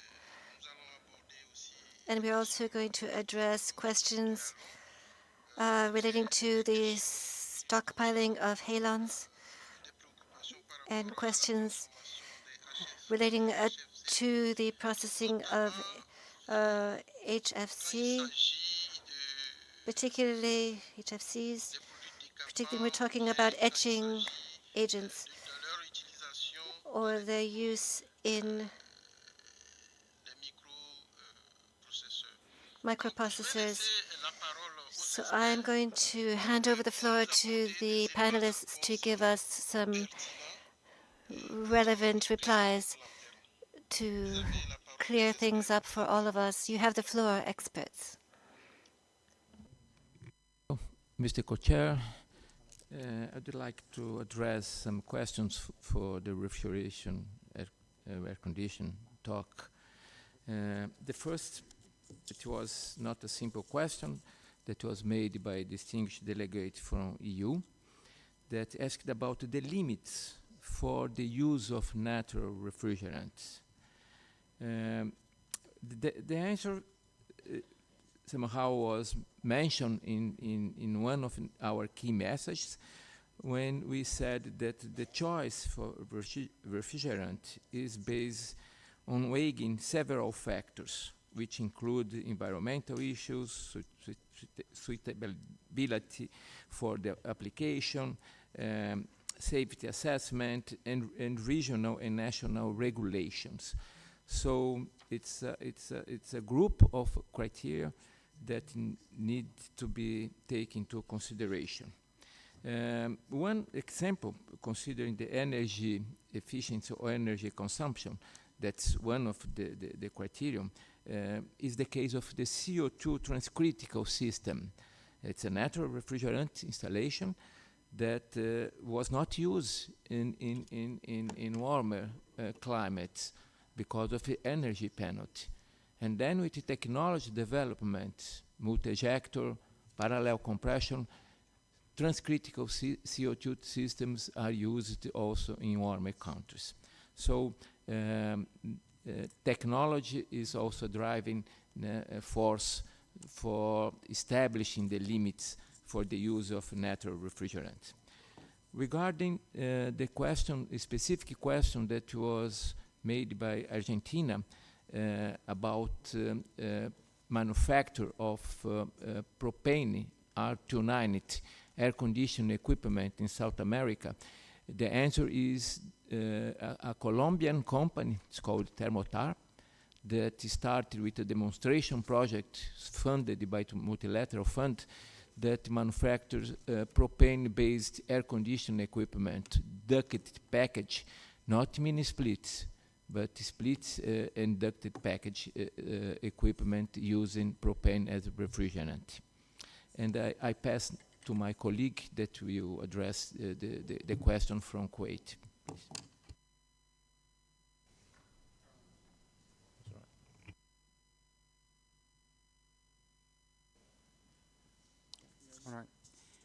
So the first question about the difference between the high GWP and for direct and versus indirect impact, the answer is we cannot address one factor without addressing the other one.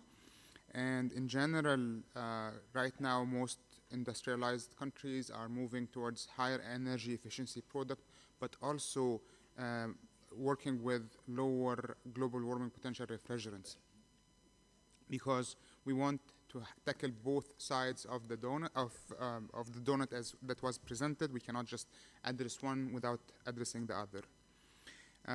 When talking about the systems perspective, like building energy efficiency, the answer here is integration and synergy. If we can reduce the cooling demand, improve energy efficiency, then we can reduce the capacity required and reduce the system charge. So it has a multitude of benefit. We reduce the energy emission, but also reduce the charge and reduce the overall impact or climate impact. So, synergy 1 + 1 = 4. In terms of accessibility and how it hinders the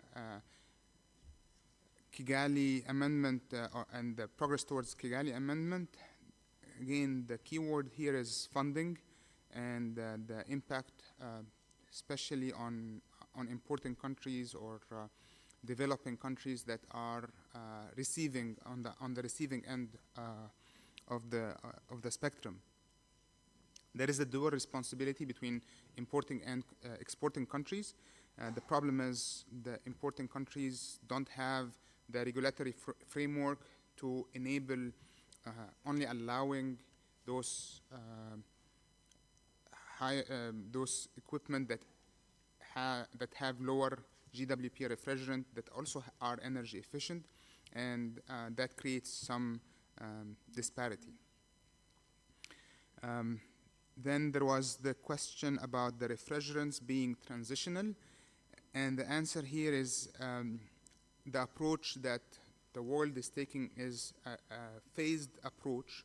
We are moving from where we were with a very high GWP refrigerant towards something that we can work with, and eventually we want to reach towards our end goal, which is 15 or 25% of what we are in right now, following the Kigali phase down schedule. And the key word here is what are the technology available and how we can work with them so that we do not disrupt the market. With respect to HFO blends, HFO, HFC blends, thanks for pointing this out. Indeed, this is a typo, and we accept, or please accept our apologies. Thank you.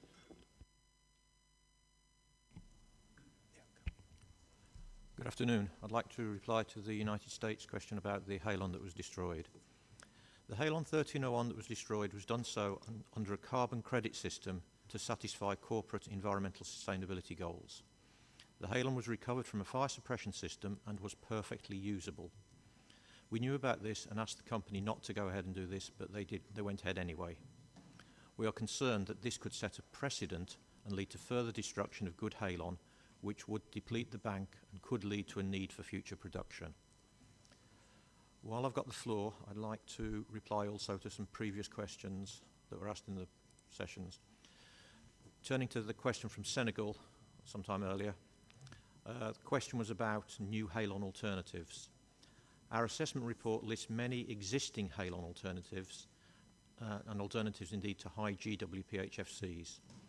In terms of new alternatives, however, the fire suppression TOC is not aware of any new fire suppression agents that are in any kind of advanced development stage. And as we reported previously, the timescale for development and approval of a new agent is long, certainly in excess of 10 years. So I think it's safe to assume there's nothing around the corner.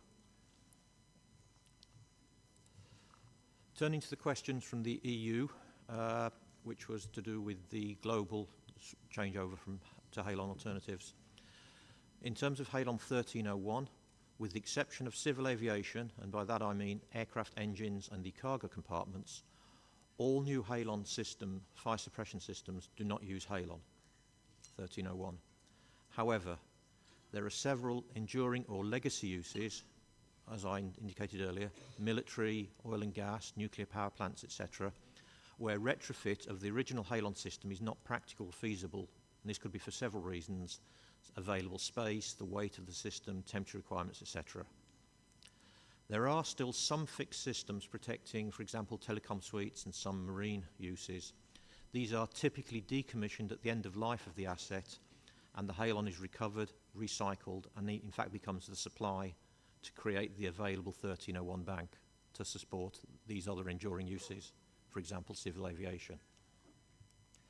In terms of halon 1211, the only significant use remaining now of halon 1211 is portable extinguishers in civil aviation. I'm pleased to report that all new aircraft are fitted with a halon replacement, 2 BTP, and for the existing aircraft fleets, the 1211 is gradually being replaced. However, as we will discuss further tomorrow, 2 BTP could be considered a PFAS under some definitions, including the one from the OECD, which is used predominantly by the European Union ECHA. Thank you.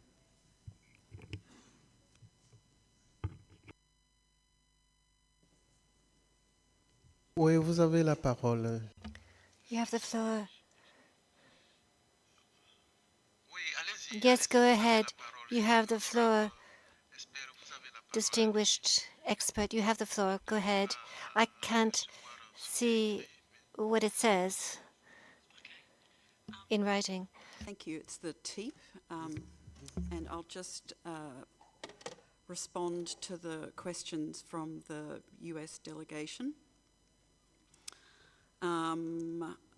Okay, I've got a... All right, so firstly there was a question around clarifying the treatment of HFC 23 production and consumption in semiconductor manufacturing as either under Article 7 reporting, whether that's treated as production and consumption or whether that's treated as feedstock use, and for us to elaborate the chemical pathway. So first perhaps to explain that when HFC 23, for example, is used as an etching gas, you combine it with silicon as the substrate to be etched. In the plasma process, the HFC 23 forms ions, radicals, and then there are fluorine radicals that react with the silicon substrate to create the silicon fluoride coating. It is a grey area, which is why we wanted to bring it to parties' attention as to how you want to treat it as parties.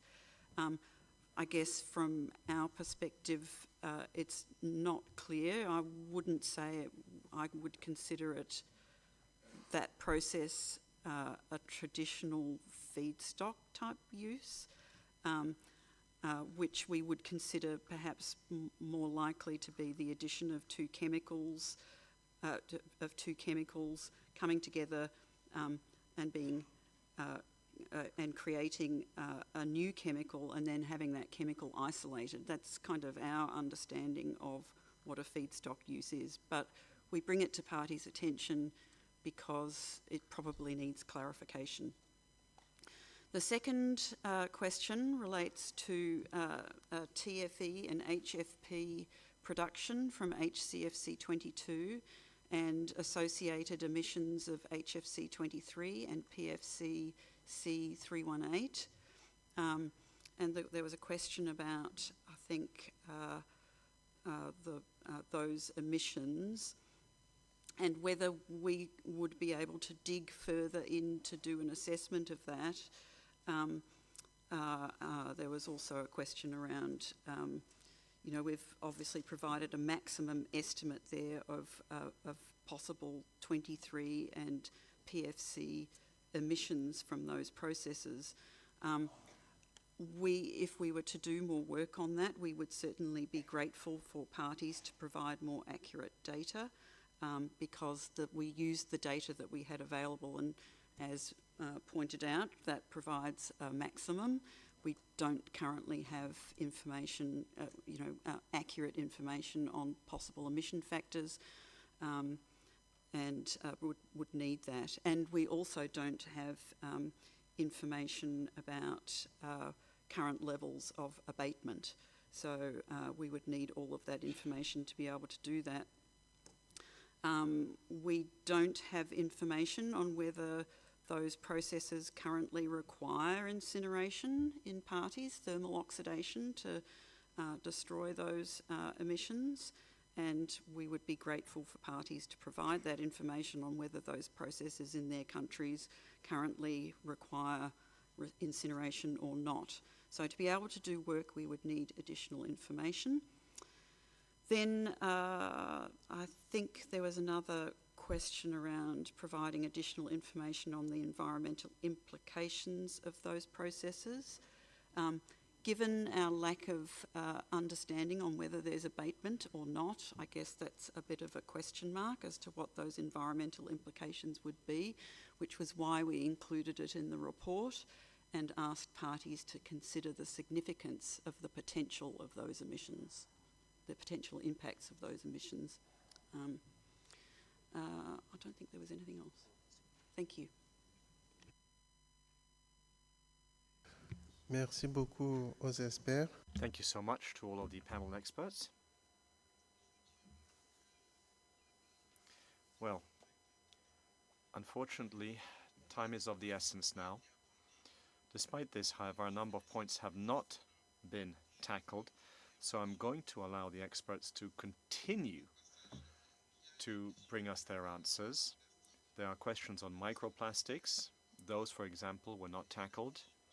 We also had one question on HFOs, domestic HFOs.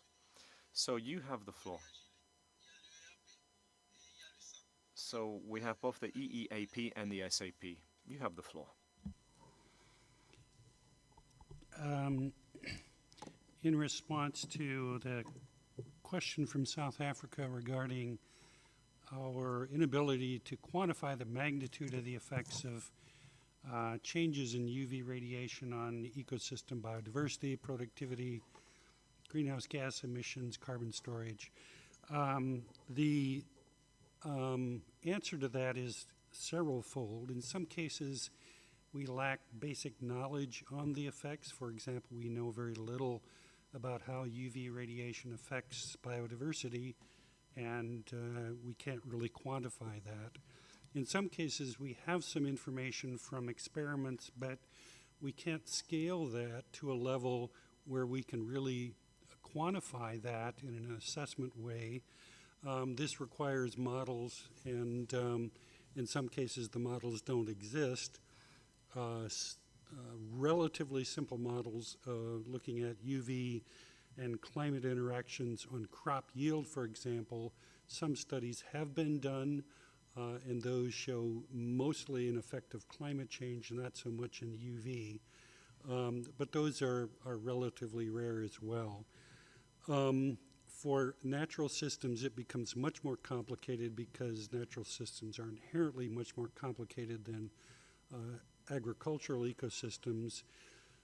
We recognize the limitations of our assessments in this inability to quantify these effects, so we are bringing in modelers into our panel that can help us with these efforts, and we're also in our next panel meeting, we're actually holding a workshop in conjunction with the U.S. Department of Agriculture to perhaps develop partnerships where we can begin to use or encourage modeling efforts to really try to quantify these. So we recognize the limitations. Some of it is due to a limitation of knowledge. Some of it is a limitation of just the existence of modeling approaches that allow us to quantify these things.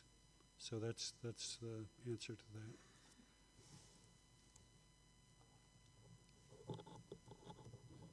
There was also a question as to whether the information we gave on the plastics, if we were doing, or if we had any collaboration and with other bodies, with other agencies, and at the moment we do not, but we value that comment and we will certainly work on that. I'll just pass the next comment on plastics to my co-panel, co-chair. Yeah. Yeah, hello.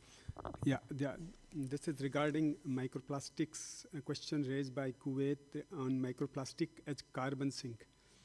Actually, we would like to clarify that microplastics are not the carbon sink. It is the plastic material or plastic products before they get down, they get broken down, are the carbon sink, as it stores carbon from which it is made. So these plastics products get broken down to small fragments due to the photo-oxidative process. Microplastics are generated in the environment during fragmentation of especially photo-oxidized plastic litters. So these microplastics are not the carbon sink. Microplastics are an emerging class of pollutants in air, soil, and in all aquatic environments. Thank you.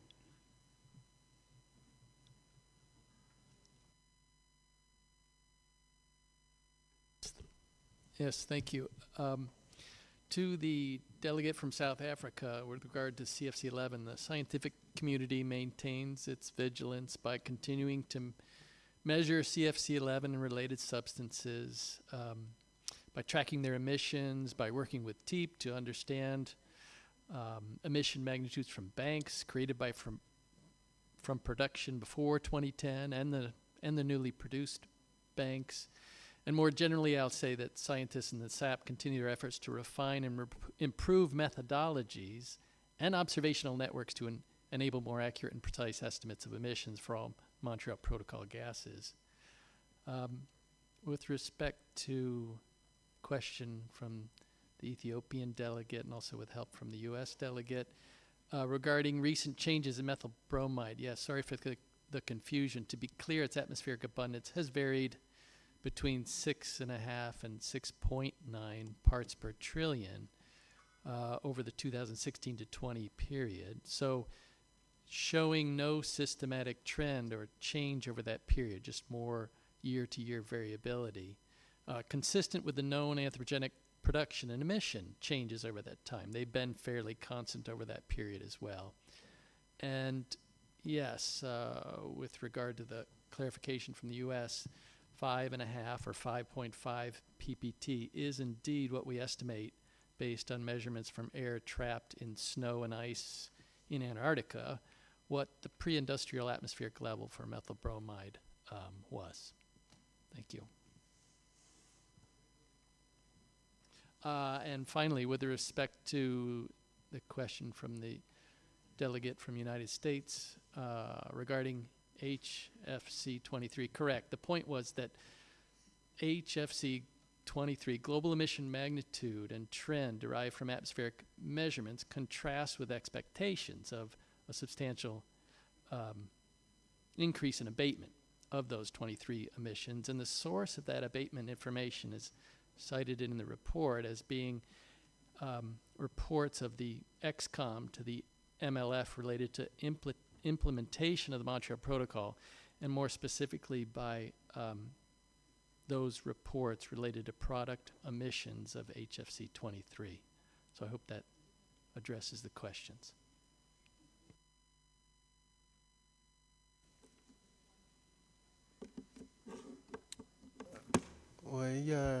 Yes, there were a number of further elements. Please, you have the floor. Yeah, thank you. The U.S. Was asking about the implications of the loss of satellites, and I would like to point out that there are several satellites age. They eventually, instruments degrade in space with time, and so there are several spaceborne instruments providing vertically resolved global measurements of ozone-related atmospheric constituents, and they're due to be retired in the next few years. Specifically, the Aura satellite and its microwave limb sounder is getting old. It is going to continue operation through this year, but Aura is at the close of its life. It has been orbiting since 2004, and we optimistically expect that it will continue taking measurements into 2025. There are a few missions that are in planning that would make similar observations. Unfortunately, those satellites and instruments are not approved, and they would be operational in approximately 2030 at the earliest, if they are approved. There are lots of competing satellites, competing scientific topics that could lead to them not being funded. So there will be a gap in our ability to monitor the stratosphere, particularly for specific chemicals that are involved with ozone depletion. If you look at the 20 questions and answers, in question 7, there's a figure that shows chlorine monoxide, which is directly involved in ozone depletion, HCl, which is one of the reservoir species of chlorine in the stratosphere, nitric acid, which is an intimate gas involved with ozone depletion in the Arctic and the Antarctic. These observations will go away, and there will be a gap. There are satellites that will continue to make ozone profiles and aerosol profiles, so ozone and aerosol alone. These include the NOAA Polar Orbiter Series, the European Space Agency's TROPE-OMI instrument. The Canadian ACE instrument measures a number of chemicals, but it is also an older instrument. It won't last forever, but I'm not sure exactly when that will be decommissioned or returned to, Earth. So we will have a gap, and these are important constituents that we will not be measuring. Thank you.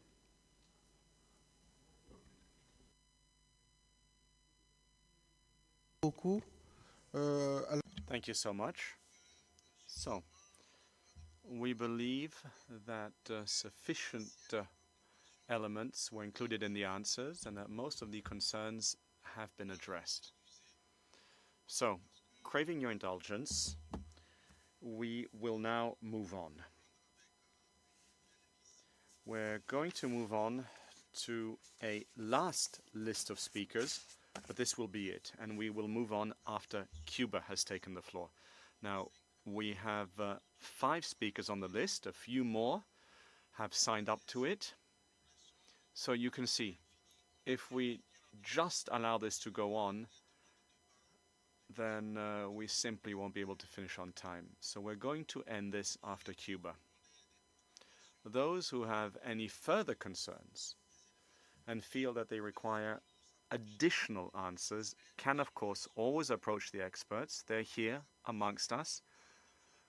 You can just approach them and cover your concerns in discussions with them, and I'm sure that they're in a position to provide you with all the necessary information. So at this point, I'd like to give the floor to Egypt. Egypt, you have the floor. Merci.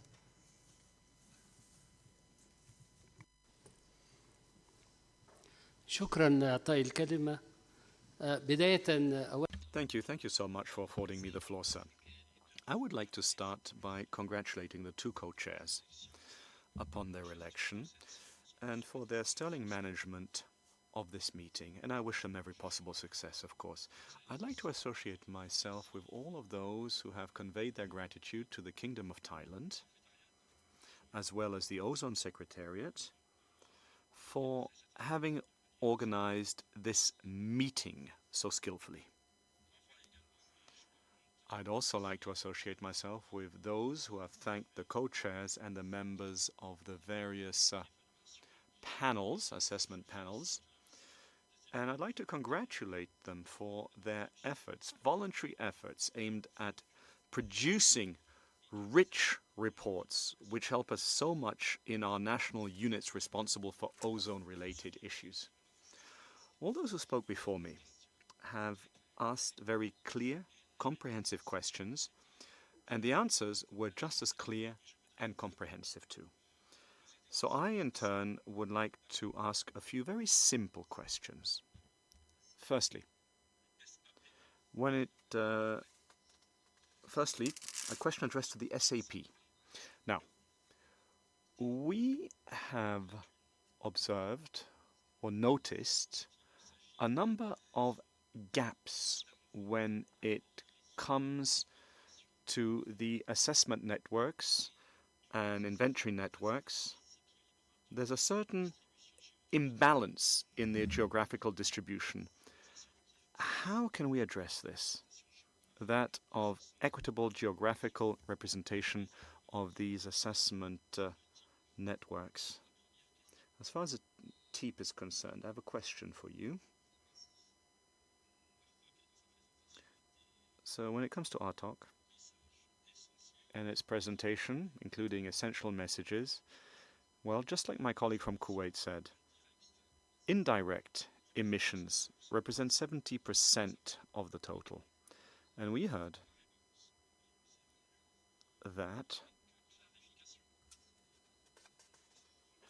or rather we heard what your response was, but my question to follow up on this is the panel responsible, or the group responsible for mobilizing the resources to replenish the multilateral fund? Can they take this into account when it comes to their planning activity in terms of funding studies of indirect emissions, including what their sources are, as this would stand to pay a great service to the environment? And finally, the 20 questions, 20 answers booklet is a very praiseworthy exercise. Now my question is this a document published in English alone, or will it at some point be translated into all of the official languages, including Arabic? For this could help us greatly within our national ozone units. Thank you so much, says the chair. I'm now going to move on and give the floor to Kenya. Kenya, you have the floor. Yes, thank you, Co-Chair. First, we want to join the rest of the other speakers in thanking the government of Thailand for the cordial welcome, and also to thank the Ozone Secretariat for organizing this particular meeting. Further, we would also wish to thank the assessment panel for their comprehensive assessment reports and also the presentations. Co-Chair would want to seek further clarification and elaboration on two particular issues. Number one goes to the environmental effect assessment panel, although this question had been asked by Mozambique, but I think we didn't get proper clarification because the question was asked why women are experiencing high incidences. So that clarification was not given out. So we would wish that the panel give the reasoning behind why the women are becoming more susceptible to melanoma other than their male counterparts. The second question that we have, Co-Chair, is to the MT talk. And from the report, I think it was indicated that alternatives to methylbromide use in QPR are available.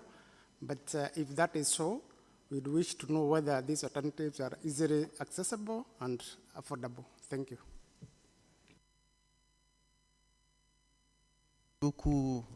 Kenya. Thank you so much, Kenya. Thank you so much for the type of question. Your question was most succinct, and it was an interesting one. I'm now going to give the floor to Canada.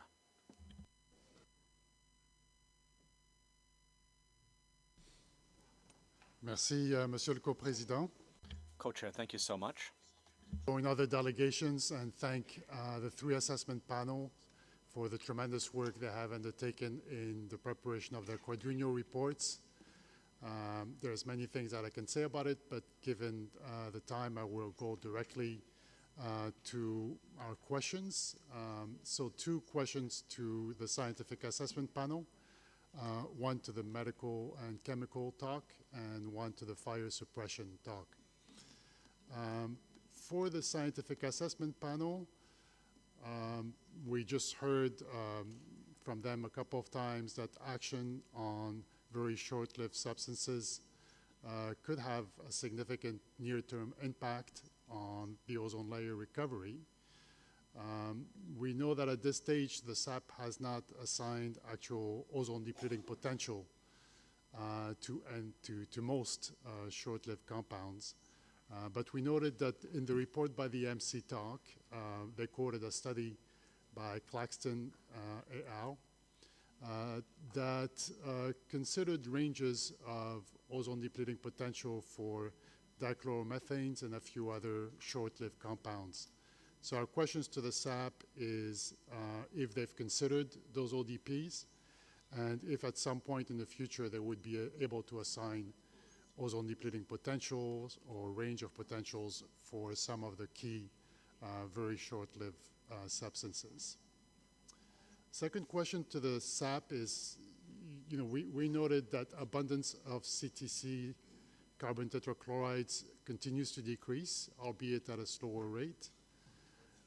Yet we noticed that the global CTC emissions estimates in the 2022 assessment report are actually higher than the ones in the 2018 report. So in the 2022 report, emissions of CTC are around 44 gigagrams per year, whereas in the 2018 report, the average was reported to be about 35 gigagrams per year. We understand from the report that this change is due to an improved lifetime estimate for CTC. We would appreciate perhaps a little bit more information about this from the SAP, because unfortunately what this means is that now the gap between top-down and bottom-up emissions of CTC, which was previously reported as having been reduced, has increased again. And it would be important, I think, given the importance that this body has placed over the past couple of years on the CTC discrepancy, to better understand why. Now for the TIPS MC talk, and this joins a little bit the questions from the United States, we're also very interested in the detailed information in the report describing the many chemical pathways through which HFC byproduction may be generated. Now we're aware that there's an additional report by the TIP on HFC 23 that is supposed to come to the MOP as per decision 34/7. We were wondering whether this report, do you expect that it will provide information on additional chemical pathways that are not identified in the current MC Talk report? Or if, for all intents and purposes, you believe that all the main pathways that generate HFC 23 have been identified in the quadrennial report. Furthermore, would the MC Talk be able to tell us whether the emissions of HFC 23 from processes that were identified other than the production of HCFC 22 could, at least to some extent, explain some of the very large discrepancy between top-down and bottom-up estimates of HFC 23 emissions, which has been mentioned, was highlighted in the SAP assessment report. Finally, with respect to our questions for the Fire Suppression Technical Options Committee, considering the scenarios presented in their report on the possible run-out dates for Halon 1301, and the very large range among these scenarios, the run-out dates going from between 2030 and 2049, could the FC Talk provide an indication as to where lie the largest uncertainties? For example, whether the uncertainties in those dates relates more to the estimates for existing banks or to emission rates, and what would be needed, what kind of information would be needed for the FC Talk to be able to reduce this uncertainty and thus narrow the range. Thank you, Mr. Co-Chair. Merci beaucoup à l'honorable. Thank you so much to the distinguished delegate of Canada. We're now going to give the floor to the delegate from Chile. Chile, you have the floor. Muchas gracias. Thank you very much, Co-Chair. Since this is the first time our delegation has addressed the Assembly, we would like to express our gratitude to the Kingdom of Thailand for its hospitality in hosting this meeting and to the Secretariat for distributing in a timely manner the documents and the excellent organization of the open-ended working groups meeting. Co-Chair, we agree with the delegation of Argentina that it is important to have alternatives to HFO for polyethylene foam. Despite the current challenges, such as the low availability of HFOs and its high cost, our country is staunchly standing up for this commitment.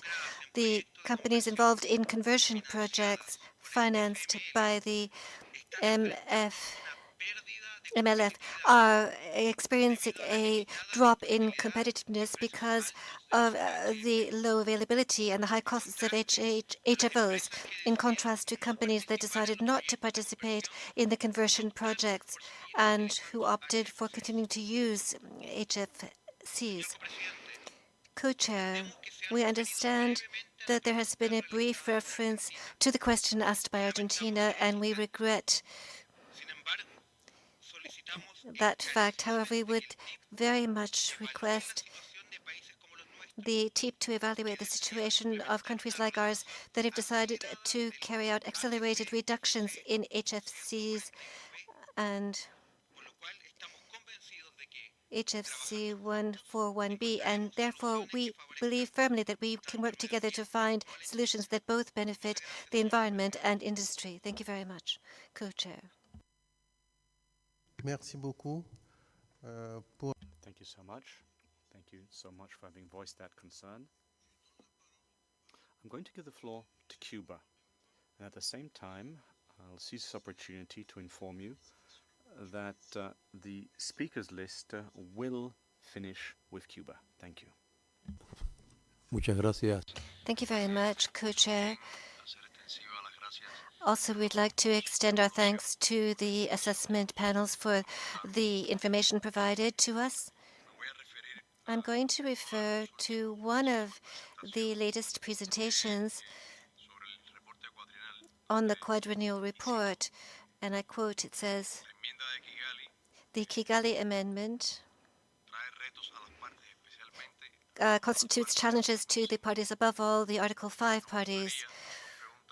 So the two questions that we planned to ask first are whether there is a study that's already been developed with arguments and details proving that there is a possibility of not complying with the Kigali Amendment in the long term, that is in the next 5 years' time. And second, if there are alternatives to be able to respond to this challenge that exists. It's clear that the issue of financing is having a serious impact on the possibility of complying with the Kigali Amendment. And we've seen this in the multilateral fund, that funds are declining as compared with earlier phases, even during the pandemic. Thank you very much. Merci beaucoup à l'honorable délégué du. Thank you, distinguished delegate of Cuba. We have heard from Egypt, Canada, Chile, and Cuba.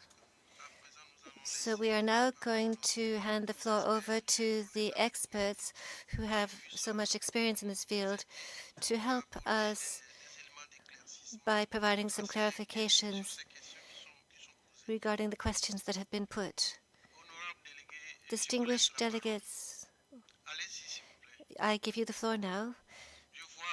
You can go ahead. I see that your nameplate has been raised. Go ahead.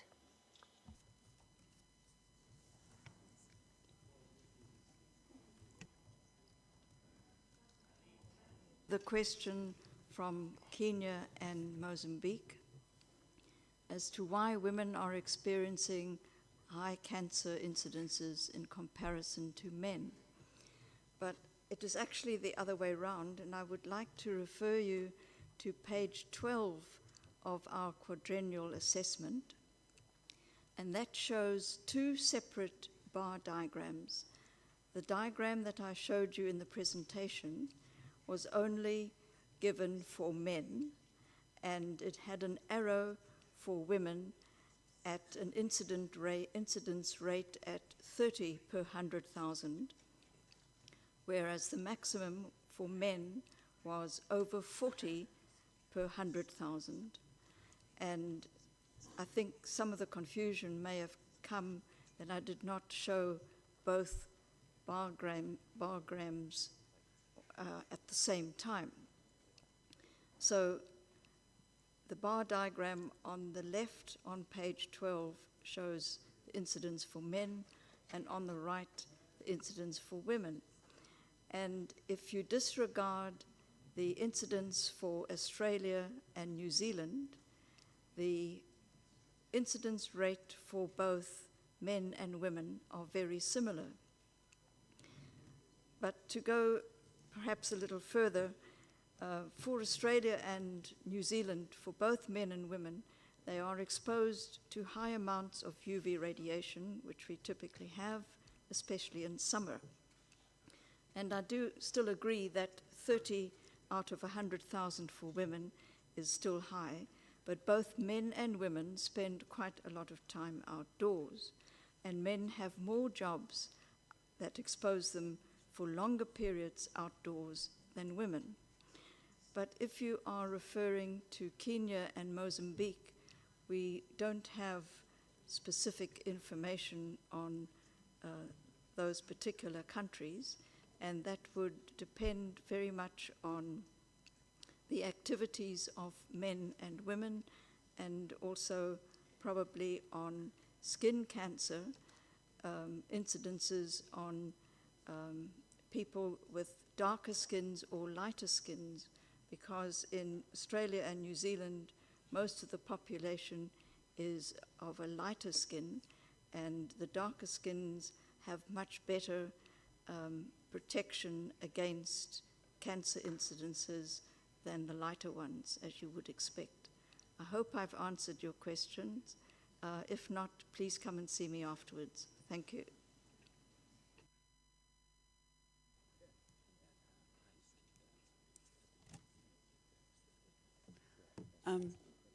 This is the TEEP, the MC talk, responding to the questions from the delegate from Canada relating to the chemical pathways in HFC 23.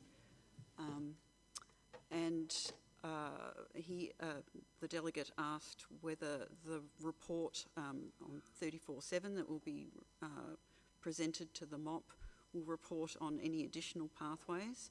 The answer to that is that all the main pathways have been outlined in our assessment report, and also, I might add, in the progress report in response to the other chemical pathways decision. But there are other sources that we need to include in doing an overall look at HFC 23, and that includes some emissive uses, for example. So that report will pull together all of the information that we've already published on those main pathways. It will include information on the other emissive sources, and try and better quantify those emission sources, all of those emission sources. And finally, there was a question about whether the new information that's already been presented on chemical pathways could explain the discrepancy between the top-down atmospheric observations of HFC 23. I guess my answer to that would be, at the moment, we have more work to do, and that will be will be presented in our report to the MOP. But I would also,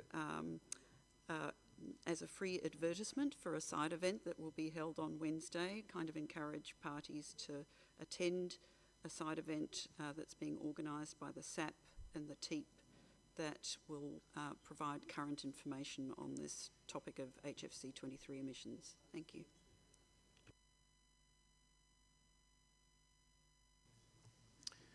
Yes, thank you. In response to the question from Canada on the Halon 1301 run-out date and the large 19-year window that we've provided, the uncertainties really come from two different areas. And the first is the reason every time we do this analysis, it comes earlier is we're seeing more and more halon being tied up in what we have called enduring uses. So we're seeing, for example, in military, there are life extensions of these legacy systems so that these systems are going to be in existence for a longer period of time than originally anticipated. Same for nuclear power plants. We're seeing relicensing of these plants for longer periods of time going forward into the future. Oil and gas in a similar way. So if we could get better information on how much is really tied up in these existing systems that are going to be enduring, and a better understanding of what we think in the future these systems are going to be, continuing for, that would be helpful in reducing the uncertainty. Another area is how much halon is coming out of the non-enduring uses. For example, shipbreaking. We are getting estimates over the last couple of years from one particular country with a series of shipyards, and we are seeing significantly less halon coming out from shipbreaking than we would have projected. We're not sure if that's real in terms of the halon is no longer in the ships that are being broken. In other words, they've hit their end of life and the halon is no longer there, or if it's being diverted earlier in the ship-breaking process. We are trying to get that information, but if we could get clarity on that, that would help reduce uncertainty. Lastly, as was discussed actually yesterday at the workshop, we are seeing halon emission estimates based on atmospheric abundances greater than we would expect from the FS-TOC models based on sort of bottom-up approach. And we think it's possible that that is not coming from the Fire Protection Bank and is actually coming from feedstock production and use, but we don't have enough visibility into what the actual feedstock production and use emissions are, and that would greatly reduce the uncertainty. It would certainly give us a much better idea if the estimates from the emission estimates from the FS-TOC model are accurate or not. So those are the basic areas of uncertainty. If we could get more information on, would greatly help us to decrease that window from 19 years that we currently have. Thank you very much.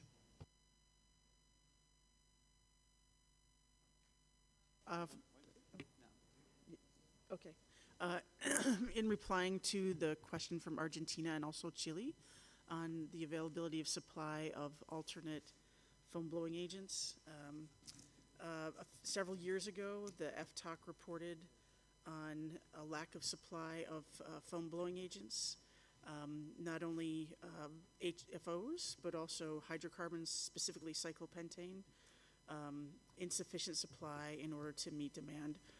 Several companies had reported to us that they could not get sufficient supply. In recent years, as additional capacity, in the past year, as the additional capacity has come online, those companies have come back and reported that the issues have eased some and that there is more supply available now than there was several years ago. Thank you.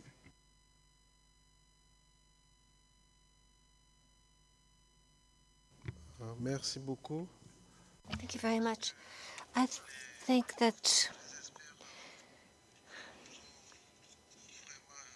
the experts have given us a great deal of support and have given us enough information.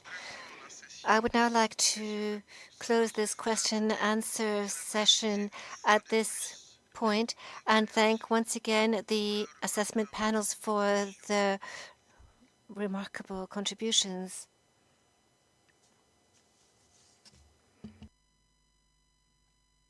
Il y a un point There is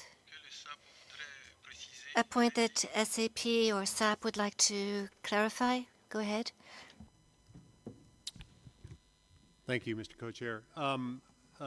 There were a couple of questions, in particular, one from Egypt about the imbalance of the network distribution, and we in the science community completely agree with the delegate from Egypt. There is an imbalance. These are very technical stations to build, and in fact, we would love to increase the number of stations to cover various regions that are currently uncovered by stations. So thank you for that question, and we agree with you. There is an imbalance. There was a question from Canada about VSLS ODPs.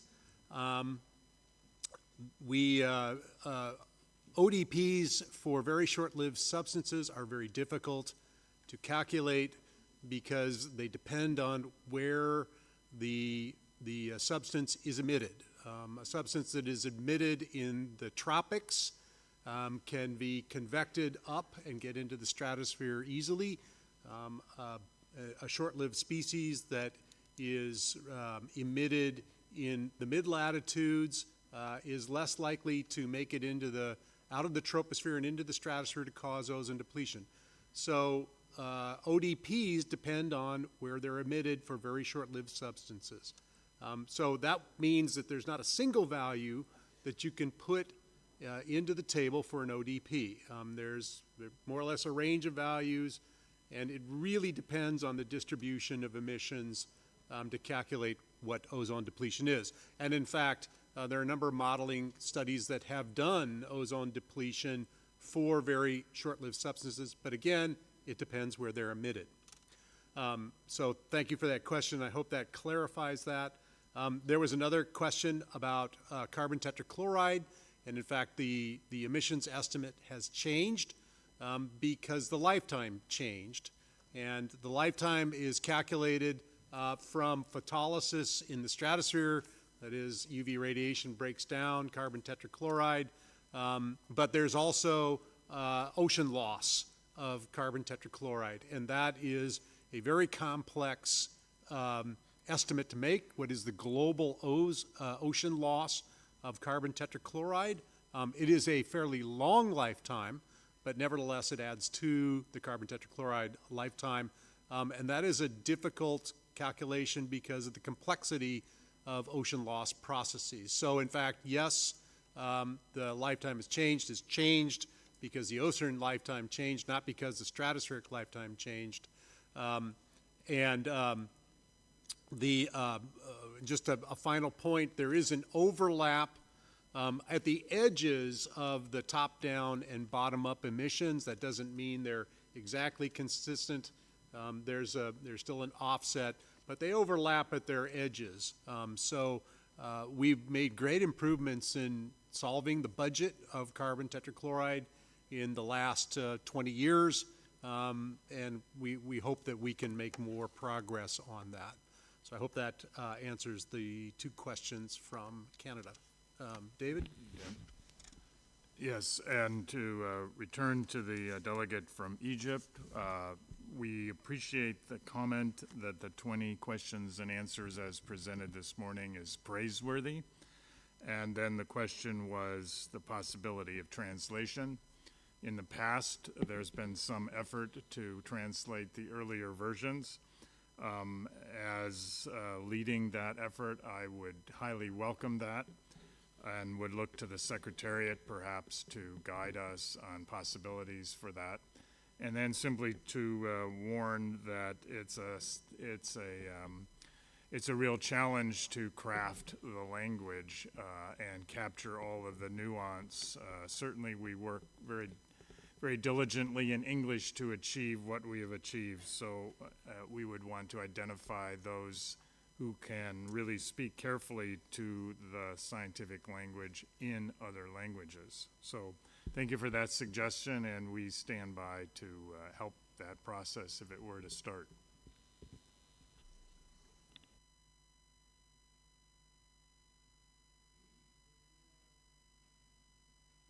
Demande de parole, je pense que I think EEAP has asked for the floor. Go ahead. Oui, allez-y, s'il vous plaît.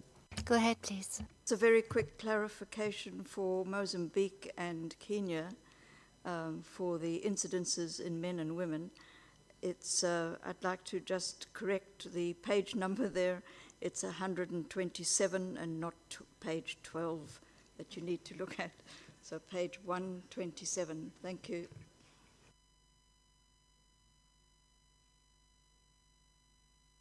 Merci beaucoup. Thank you very much. I think we've dealt with all the questions. We should also note that some comments were made which were addressed to the multilateral fund, particularly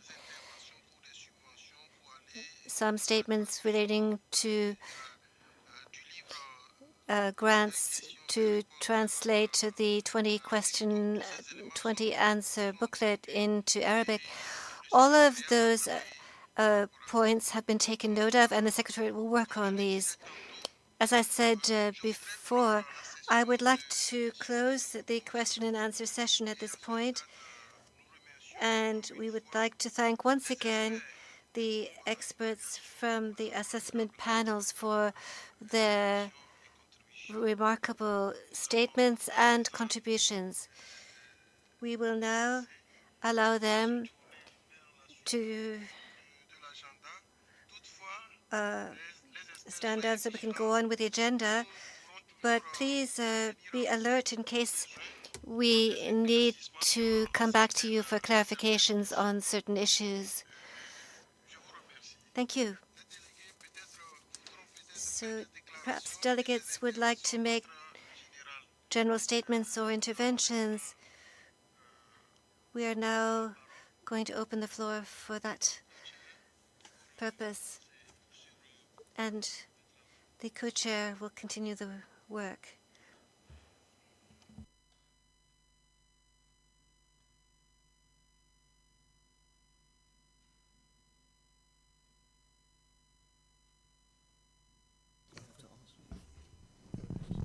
Oui, c'est par rapport Now, concerning the statements, as I was just saying, are there any general statements?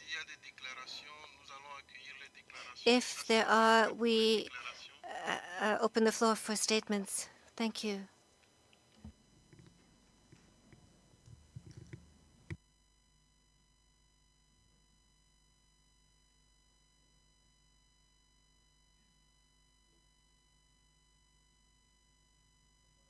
apparemment, il n'y a pas de déclaration. Apparently, there are no statements.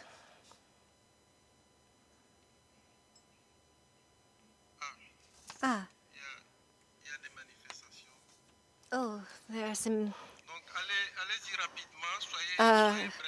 people asking for the floor. Go ahead briefly and succinctly, please. Myanmar, you have the floor to make your statement. Myanmar. Thank you, Chair, for accepting our request for floor in Thailand for warm hospitality and ozone security for organizing such important meeting. First, I'm pleased to inform that the ozone security that we were trying to submit our HFC and methane bromide data by following the MOB 34 decisions, particularly 10, 13, and 22, but we are still trying to complete it due to data requirement and our technical capacity.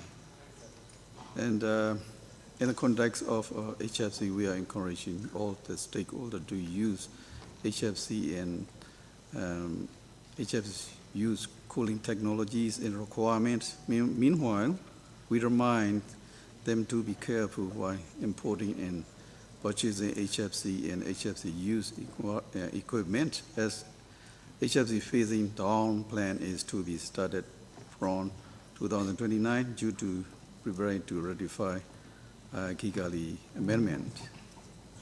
Yes. And regarding the methane bromide, we are strictly using it only in QPS by well, we are suffering from economic benefits reduction as the current situation. And currently, methane bromide amount of 50 tons per year, and we are trying to reduce, but illegal use of methane bromide was not observed. In this case, we are trying to calculate our methane bromide potential requirement based on crop production rates. Yes. Thank you.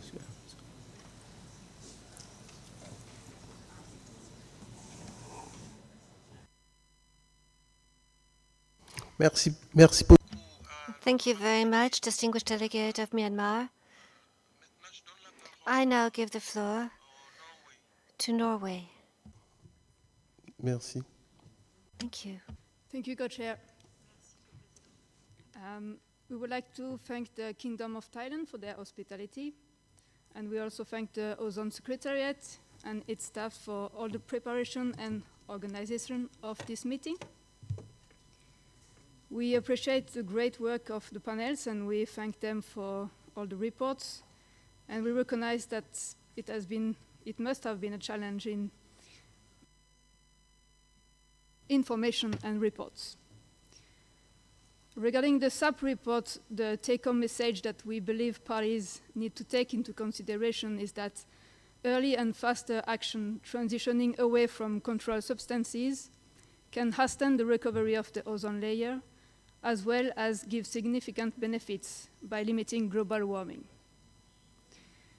We would like to express our concerns about unexplained high levels of atmospheric concentration of several controlled substances, and more particularly the great contribution from the growth in the volumes of controlled substances for feedstock uses, and associated emissions of byproducts such as HFC-23. We are also concerned about the fact that these emissions and other emissions of controlled substances are unexplained due to limitations in the global monitoring networks. We look forward to discussing improvement of monitoring under later agenda items, as monitoring of ODS, HFCs, ozone layer, and UV radiation will stay relevant for decades to come. Turning to another matter that has been addressed by the EAP, we thank them for the thorough literature review and assessment of TFA, that is a breakdown product from several HFCs, HFOs, and other alternatives to controlled substances under the Montreal Protocol. However, we think it would have been useful to highlight in the report other approaches for performing risk assessments.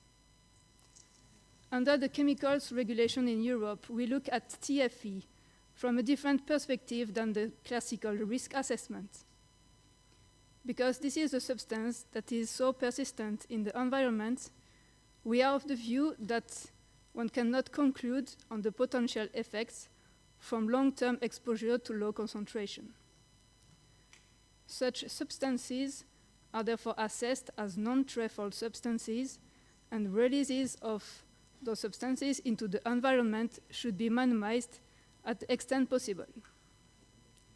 There is mounting evidence from recent studies that large amounts of TFA are released into the environment by various anthropogenic sources, including from the use of HFCs and HFOs, and that the concentrations of TFA in fresh waters, drinking water, as well in tree leaves, have considerably increased over the last decades. This should be a matter of great concern. Broadening the matter to PFAS in general, we have strong concerns about the increasing use of various PFAS substances, many of them being introduced as alternatives to controlled substances under this body. We note that while the Montreal Protocol has been effective in protecting the ozone layer, we have not yet succeeded in avoiding other environmental and climate effects caused by the several transitions away from controlled substances. We think that it is timely that we as parties should take into consideration all potential consequences for climate and environment when assessing which alternatives are available to transition away from controlled substances. Thank you, Chair. Co-Chair. Merci beaucoup. Thank you very much, Norway.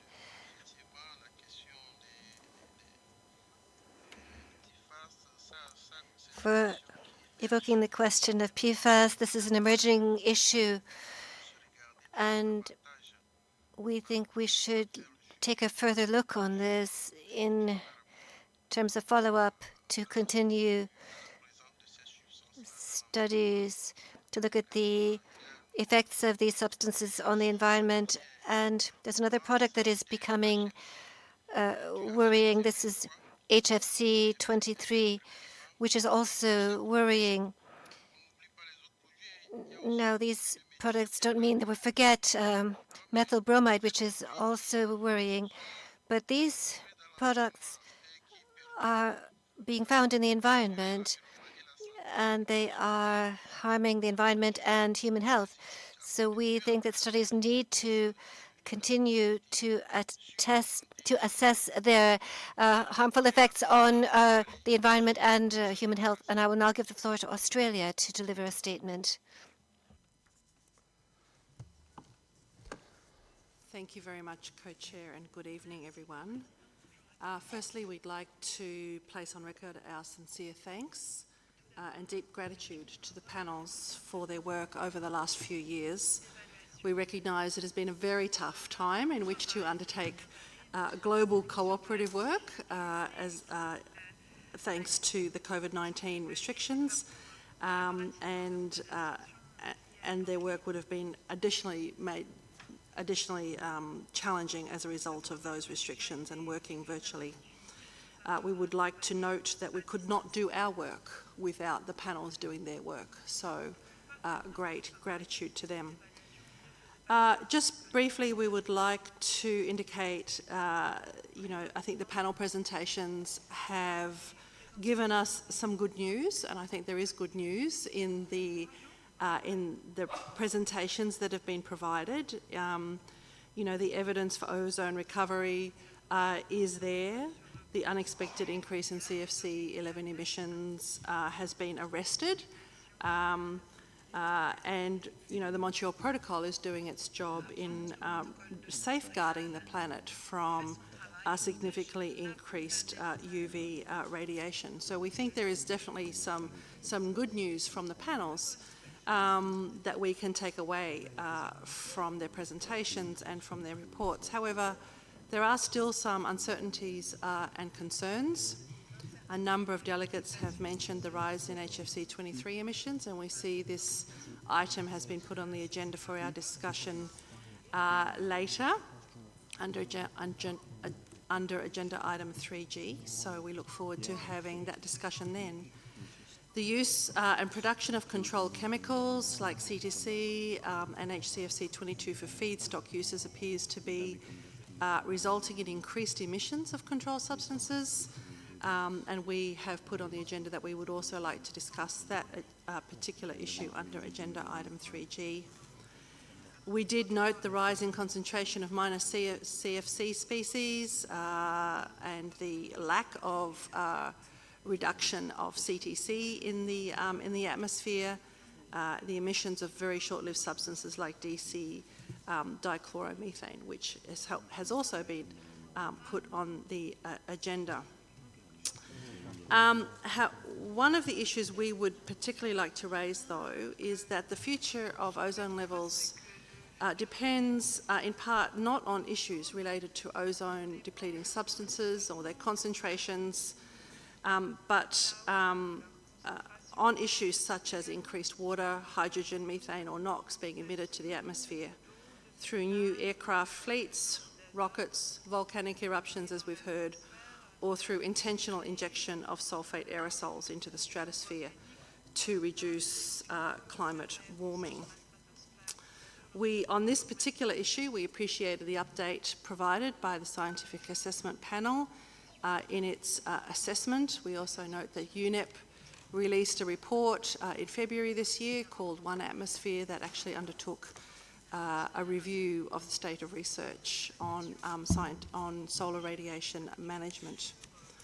Having reviewed these reports together, we are wondering whether the effects of solar radiation management on ozone layer recovery is not well understood nor being considered in the limited science that is being undertaken.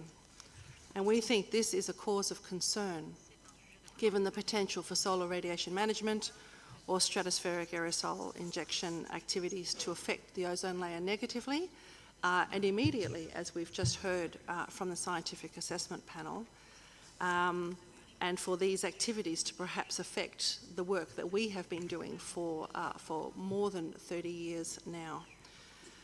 So with this in mind, Australia is considering a possible decision which we would like to submit to the parties later in this week, just to alert the global scientific community in particular about the need to factor in the effects on the ozone layer of any solar radiation management research undertaken. So I think that's all we'd like to say. We're conscious that we are over time and would like to thank you very much for the opportunity to make this brief statement. Thank you.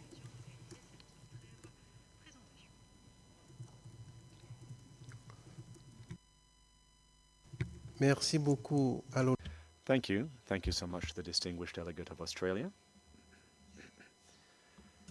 A number of points were touched on, and each of these elements is an important one.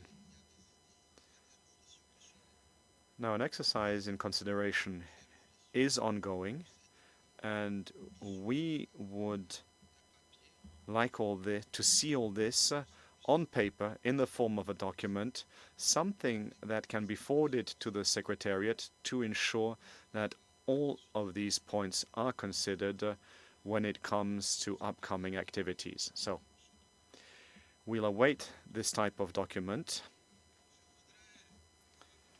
I'd like to also seize this opportunity to thank all of the delegates for the care and attention which they have always demonstrated during all of our work, all of our presentations, and for their participation, active participation, in the questions and answers section. A great deal of information emerged from this.